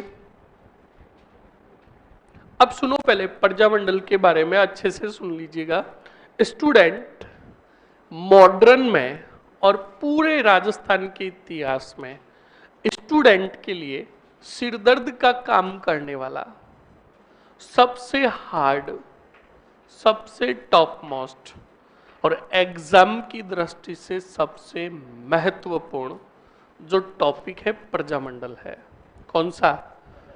स्टूडेंट रात को पढ़ना स्टार्ट करता, सुबह तक पढ़ता है इस टॉपिक को, प्रजामंडल को पूरे को पढ़ता है। सुबह उठता है तो उसका फ्रेंड वापस पूछता है कि रात को तूने क्या पढ़ा? गजब पढ़ाई की यार, रात को 2-3 बजे तक पढ़ाई कर रहा था। कहाँ? तो कहा क्या पढ़ा? कि प्रजामंडल। कि पूरा पढ़ लिया, याद हो गया क्या? हाँ। कि क्या याद हुआ? कि प्रजामंडल। बस, क्योंकि बिल्कुल स्टूडेंट खुद ही नहीं समझ पाते कि इसमें पढ़ना क्या है। पहली बात तो प्रजामंडल है क्या, इसके उद्देश्य क्या थे, इनकी स्थापना क्यों हुई, ये जानना है। समझ में आया कि नहीं आया? तो जब आपने टॉपिक को पढ़ने का वे समझ लिया तो इस टॉपिक की सामान्य जानकारी में तुम्हें यह पता चल जाएगा कि इस सामान्य जानकारी में पता ये चलेगा कि इसका उद्देश्य था राजनीतिक जागरूकता। क्या था? और राजनीतिक जागरूकता कैसे आएगी वहां के एक रियासत के लोगों में, उस हेतु वहां रियासत के प्रमुख नेता क्या क्या कार्य करेंगे, वही प्रजामंडल में पढ़ना है। और जब लोग वहां के जागरूक हो जाएंगे तब वहां पर स्थापना होगी प्रजामंडल की। इस बात को आप अच्छे से ध्यान रखें। तो प्रजामंडल एक टॉपिक नहीं है। स्टूडेंटों के लिए ये सिरदर्द का काम क्यों करता है? क्योंकि इस प्रजामंडल के अंदर ऐसे देखें तो टोटली 4 या 5 टॉपिकों का विलय हो रखा है। 5 टॉपिकों का समूह है।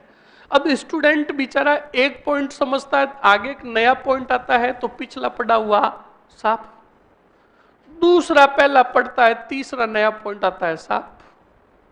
तो सुनो, इसको पढ़ने का सबसे बढ़िया आसान तरीका क्या है? सबसे पहले मैं आपको बताता हूं प्रजा मंडल है क्या। तो सबसे पहले एक बात बताओ, हमने इतने किसान आंदोलन पढ़े, इतने किसान आंदोलन पढ़े, हर किसान आंदोलन में एक नेतृत्वकर्ता पढ़े कि नहीं पढ़े?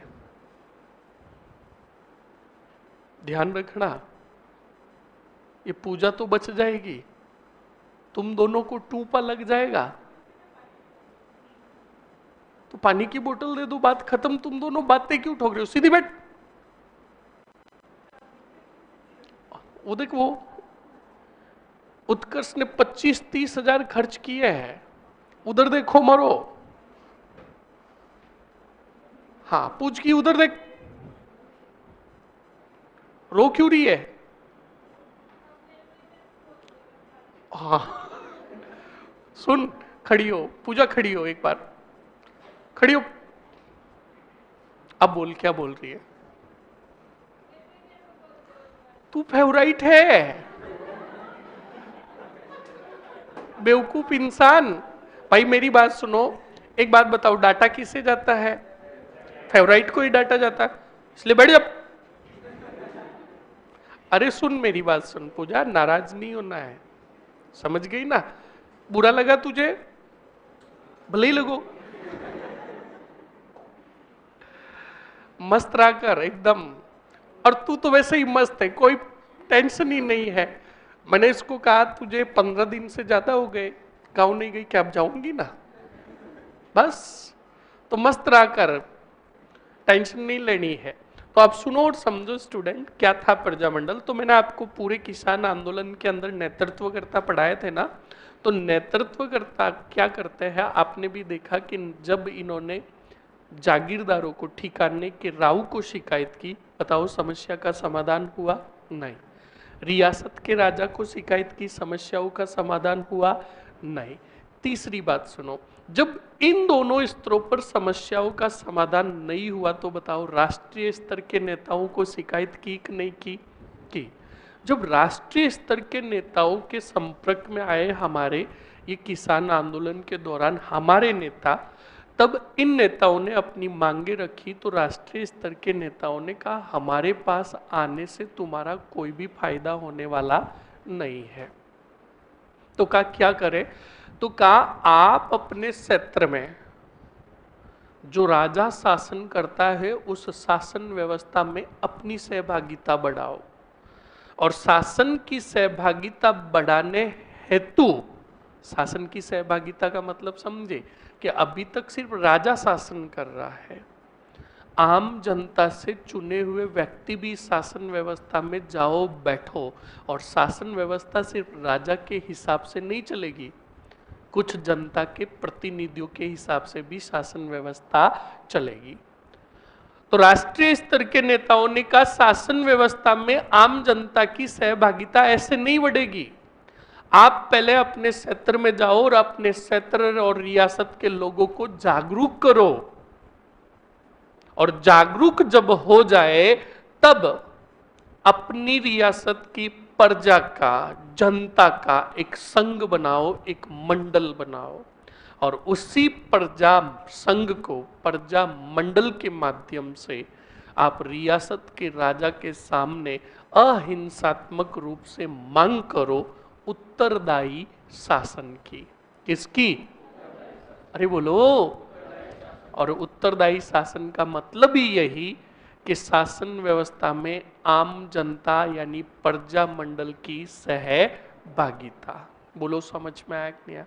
जब ये बात कही गई हमारे रियासत और हमारे राजस्थान के नेताओं को, तो वो आए अपने क्षेत्रों में और लोगों को क्या करने लगे?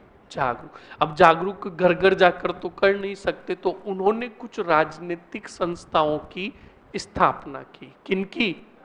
और इन्हीं संस्थाओं के माध्यम से इनको क्या किया जाता था? जागरूक। अब सुनो, जब जागरूक हो जाएंगे तो स्थापना होगी कौन से मंडल की?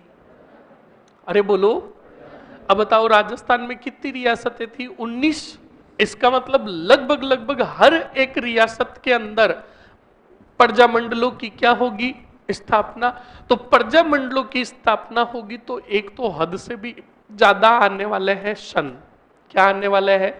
और एक स्थापना करने वाले। समझ में आया कि नहीं आया?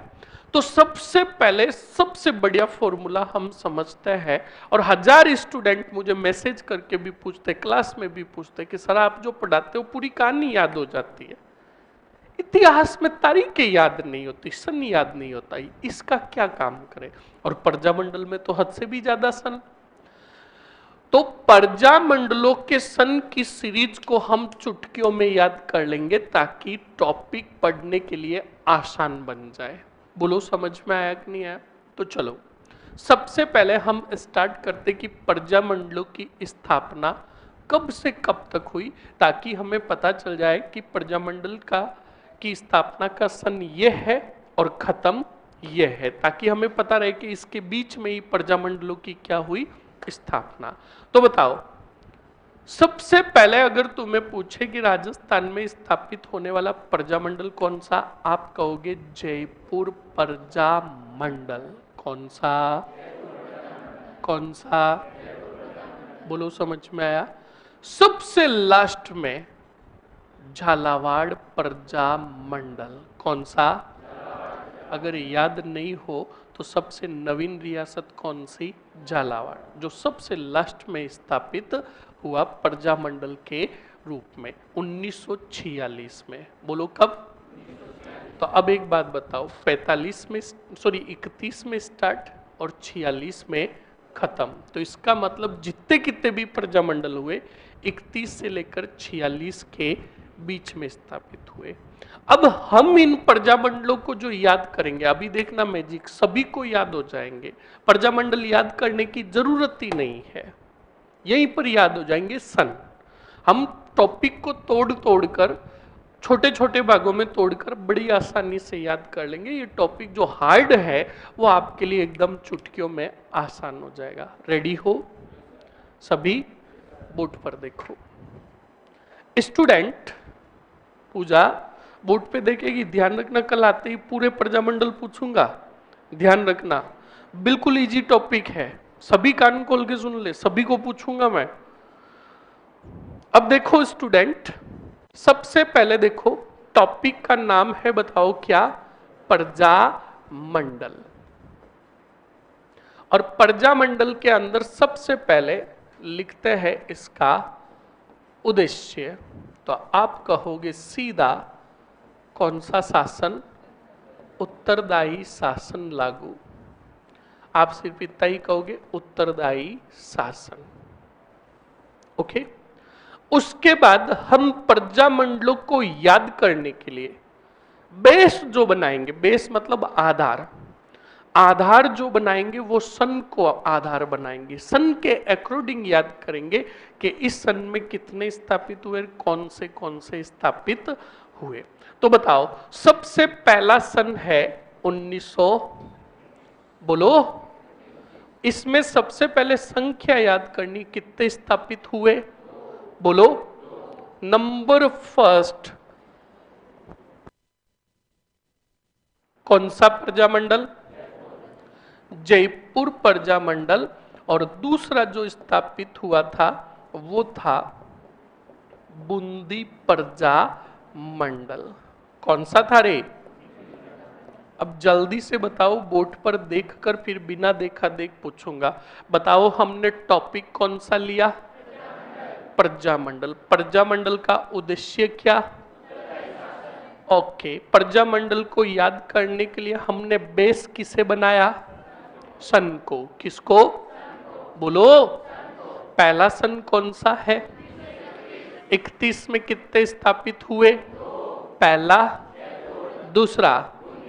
ओके, बिना देखा देख रिपीट करोगे? जल्दी से बताओ स्टूडेंट, कौन सा टॉपिक लिया? प्रजामंडल। प्रजामंडल का उद्देश्य क्या? ओके, जल्दी से बताओ, प्रजामंडलों को याद करने के लिए बेस किसे बनाया? पहला सन। कितने स्थापित? पहला। दूसरा, बहुत बढ़िया, बहुत होशियार हो। सुनो नेक्स्ट, अभी दो ही याद हुए। अब सुनो, 32 में एक भी नहीं, 33 में एक भी नहीं, 34 में कितने? दो। तो सीधा 31 से सन आ गया 1934। 1934 में दो स्थापित।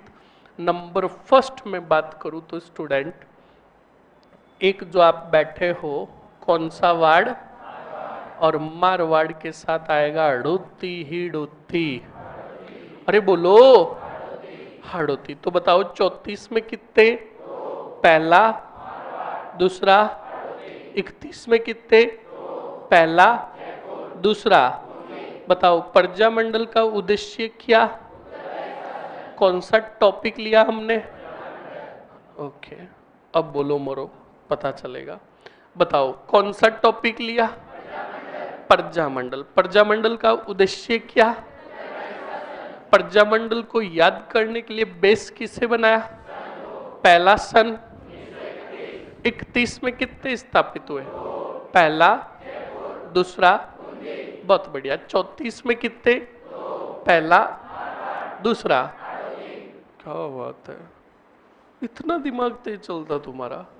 अभी पूरे याद नहीं हुए, टेंशन मत लो। नेक्स्ट सुनो, ये क्या हो गया?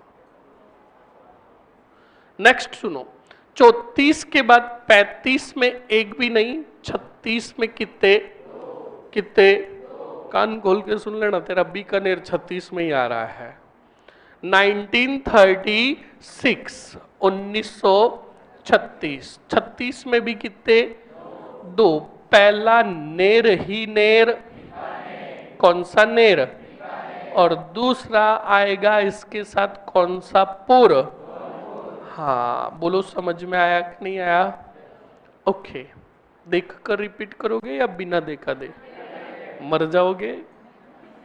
देख लो, मर लो एक बार, बिना देखा देख, अभी पता चल जाएगा। बताओ कौन सा टॉपिक लिया? उद्देश्य क्या? प्रजामंडल को याद करने के लिए बेस किससे बनाया? पहला सन। 31 में कितने? पहला, दूसरा। बहुत बढ़िया। 34 में कितने? पहला, दूसरा। हाँ। 36 में पहला, क्या बात है, दूसरा। भाई साहब, वास्तव में आप तो बहुत होशियार हो। नेक्स्ट देखो, अभी कुछ नहीं हुआ, बोर्ड पर देखो अच्छे से। स्टूडेंट, अब जो सन आया 1938, 19 इसमें स्थापित हुए।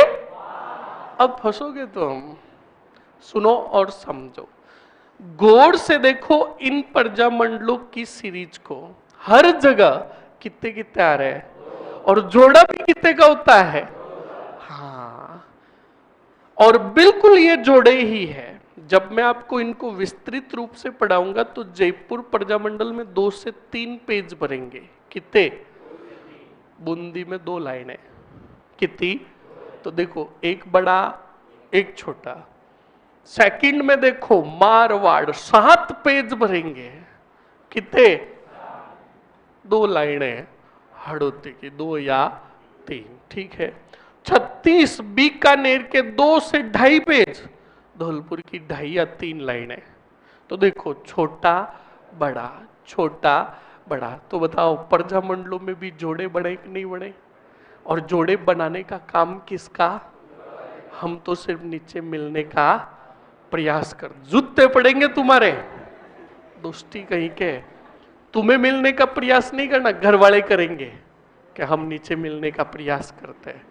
अब सुनो अच्छे से, देखो स्टूडेंट, यहां 38 में मैंने कितने लिखे हैं? बोलो।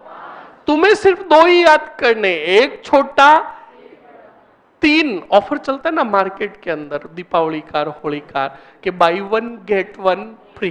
कहीं कहीं पर देते हैं बाई 1 गेट 2 फ्री। मैं दे रहा हूं बाई 2 गेट 3 फ्री। कान खोल के सुन लेना, ये ऑफर्स में ही, ऑफर्स जो है उत्कर्ष में ही मिलेगा। अब सुनो और समझो अच्छे से। यही तो समझने का सिस्टमेटिक रूप है। यानी वही दो ही याद करने हमें, एक बड़ा और एक छोटा, तीन तो फोकट में मैं याद करवा रहा हूं। सुनो, 5 में से आपको 2 याद करने हैं, एक बड़ा और एक छोटा। बड़ा जो है वो कहोगे आप कौन सा प्रजामंडल? मेवाड़ को गोली मारो, उदयपुर प्रजा मंडल। चलो मेवाड़ी, उदयपुर या मेवाड़, चलो मेवाड़ लिखते हैं। कौन सा प्रजामंडल? और मेवाड़ के साथ छोटा याद रखोगे शाहपुरा। कौन सा पुरा? तो बताओ बड़ा कौन सा, छोटा?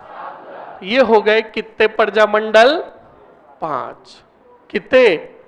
अरे 5, क्योंकि 3 तो फोगट में याद होंगे। और अब सुनो, 3 को अभी अच्छे से याद कर लेना, फिर याद नहीं होंगे। स्टूडेंट, आपने, मुझे पता है और आप पर पूरा भरोसा है कि आप ये चाहकर तो कभी भी नहीं कर सकते, पर गलती से कभी आपने राजस्थान का एकीकरण टॉपिक पढ़ा होगा, गलती से। जानबूझकर तो कभी पढ़ते ही नहीं हो। तो आपने राजस्थान के एकीकरण में मैंने भी पढ़ाया था, याद कीजिए। तो प्रथम चरण का नाम क्या है बताओ? बोलो बोलो। और मत्स्य संघ में रियासतें कितनी? और 4 को याद करने का तरीका A B C D। गौर से देखो, डी का मतलब धौलपुर कौन से सीरीज में आ गया? 1936 में। तो पीछे बचा A B C। A B C, Alwar, Bharatpur और रोली ही रोली। बताओ कितने हो गए? तो आपको तो याद रखना है, एक बड़ा एक छोटा, और उसके बाद short form A B C। A का मतलब, B का मतलब, C का मतलब। बड़ा कौन सा, छोटा कौन सा? बताओ समझ में आया कि नहीं आया? अब देखता हूं बिना देखा देख कौन उत्तर देता है। हाँ, ये 38 के याद हुए पिछले वाले साफ, अभी पता चल जाएगा। लेवे अभी देखते हैं, हर एक पे मेरी नजर है। अब कोई बेटा ऐसे करेंगे कि है ना, मुंह से कुछ ना कुछ बोलते ही रहता है ताकि सर को लगेगा कि हाँ रिपीट कर रहा है। हाँ, कुछ तो करेंगे हाँ, ऐसे नहीं करना है, सही याद रखना है, वरना एग्जाम में फिर हालत खराब हो जाएगी। तो जल्दी से बताओ। हाँ, ये इतनी देर मैंने इसलिए आपको बातों में लगाए रखा ताकि थोड़े बहुत याद हो तो इधर उधर हो जाए। अब बताओ जल्दी से, कौन सा टॉपिक लिया? प्रजामंडल का उद्देश्य क्या है? ओके, अब बताओ प्रजामंडलों को याद करने के लिए बेस किसे बनाया? पहला सन 31 में कितने? पहला, दूसरा, बहुत बढ़िया। 34 में कितने? पहला, दूसरा। 36 में कितने? पहला, दूसरा। क्या बात है। 38 में कितने? बड़ा, छोटा, 3 की शॉर्ट फॉर्म, एक का मतलब, बी का मतलब, सी का मतलब। क्या बात है। छोड़ो, ये बाहर या घर पे जाकर रिपीट मत करना, वरना पड़ोसी नजर लगा देगा तुम्हें। क्या अब इसको पशु परिचर बनने से कोई रोक नहीं सकता। हाँ, तो ये अभी पशु परिचर का ही काम याद हो रहा है तुम्हें। आरएस मेंस का तो काम कब होगा? जब इनको विस्तृत रूप से पढ़ेंगे तब। अभी तुम ढांडोदीपति बनने का ये याद कर रहे हो, और आप में से फार्म काफी जनों ने लगाया, मुझे ये भी पता है। हाँ, और बेटे स्टेशनरी से बुक लेने जाते हैं तो पहले चारों तरफ देखते हैं और फिर कहते हैं भैया प्लीज ब्लैक थैली में डाल के देना। तो वो कहता है क्यों? मैं आरएस की तैयारी कर रहा हूँ, ये लेकर जाऊंगा और किसी ने देख लिया मेरे मित्र ने तो मैंने भी फार्म भरा है, ऐसे कहोगे आप। तो जूते पड़ेंगे, बिल्कुल सही। इसमें क्या हो गया? वैकेंसी छोटी हो चाहे मोटी हो, एक बार उसको भी क्रैक करके दिखाओ। समझ में आया ना? इस बात को ध्यान रखे। तो बताओ 38 में कितने हुए? अब सुनो, 38 के बाद सन आया 1930। अरे बोलो। 1939 और 1939 में स्थापित हुए कितने, और इन तीन की भी शॉर्ट फॉर्म याद रखोगे, के सी। क्या याद रखोगे? अरे के सी नहीं, धीरे धीरे कमी नहीं गई, के सी। इतने तुम्हारे पीछे क्या कोई लठ लेकर भाग रहा है? बोलो, जोर से बोलो। के का मतलब कोटा, के का मतलब, के का मतलब किशनगढ़, और सी का मतलब सिरोही। अब आप कहोगे सर सिरोही का तो, हाँ पता है मुझे, एस आएगा, पर्दे को शॉर्ट फॉर्म बनाओ, के एस। जच नहीं रहा है, और हम राजस्थानी कोई काम जचा जचा कर करते हैं। अब देखो के सी, और इसका भी पहला वर्ड देखो सी, तो सी से सीधा सिरोही। तो अब शॉर्ट फॉर्म देखो के सी। जच रहा है कि नहीं जच रहा है? अब जल्दी से बताओ 39 में कितने, तीन की शॉर्ट फॉर्म, केक का मतलब, केक का मतलब, सी का मतलब।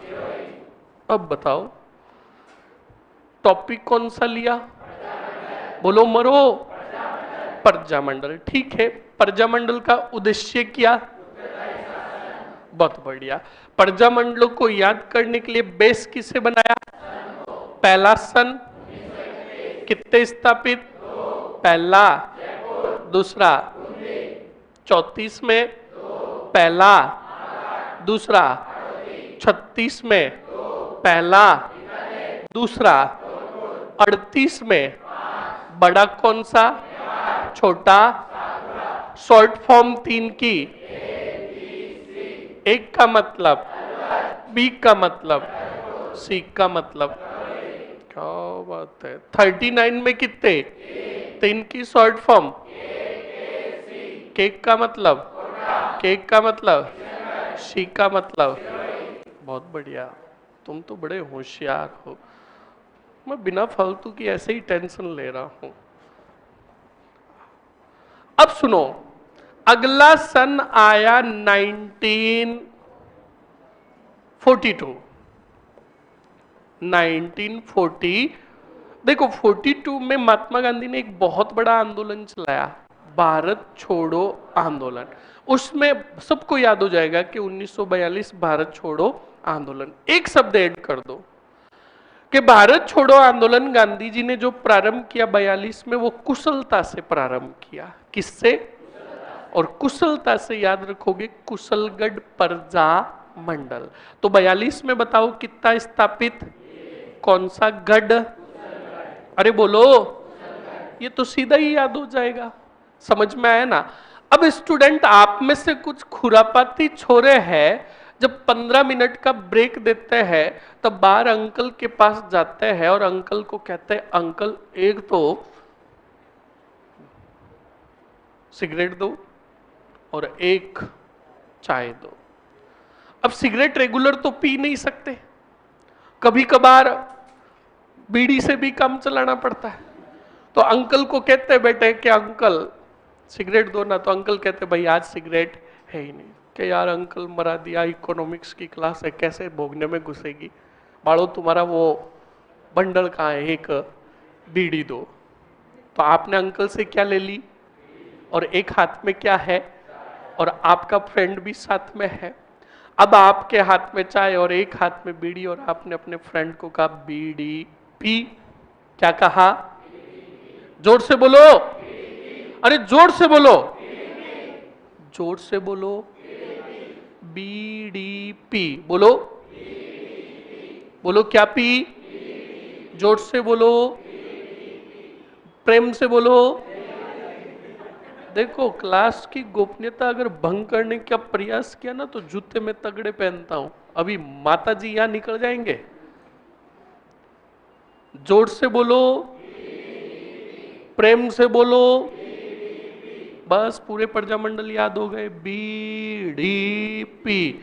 बी का मतलब बांसवाड़ा, डी का मतलब डूंगरपुर, पी का मतलब 42 तक आई रखे हैं, 43, 44, 45।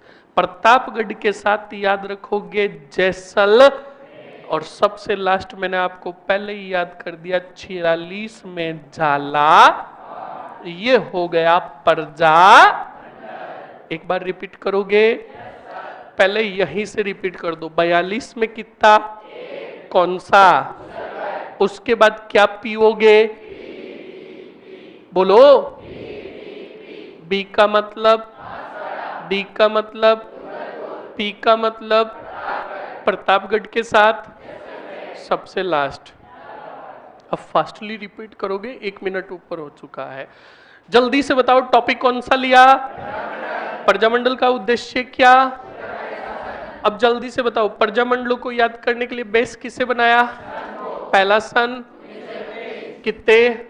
पहला, दूसरा, ओके। 34 में पहला, दूसरा। 36 में पहला, दूसरा। 38 में बड़ा, छोटा, शॉर्ट फॉर्म। ए का मतलब, बी का मतलब, सी का मतलब। 39 में कितने? 3 की शॉर्ट फॉर्म। के का मतलब, के का मतलब, सी का मतलब। बहुत बढ़िया। 42 में कितना? क्या? फिर क्या पियोगे? बी का मतलब, डी का मतलब, पी का मतलब, प्रतापगढ़ के साथ सबसे लास्ट। बताओ प्रजामंडल याद हुए कि नहीं हुए? अब सुन लो, ये कल याद रहेंगे तो ही मानूंगा कि तुम्हें याद है। हो जाएंगे? अब आपको क्या करना है, सुन लो पहले, जाओ मत मरो। घर पर जाकर ये होमवर्क है, कल आते ही कॉपी चेक करूंगा। प्रजामंडल लिखा, और प्रजामंडल लिखकर उस प्रजामंडल के नीचे ही सन, और सन के अकॉर्डिंग प्रजामंडलों की स्थापना लेकर आओगे। समझ में आया कि नहीं आया? ओके।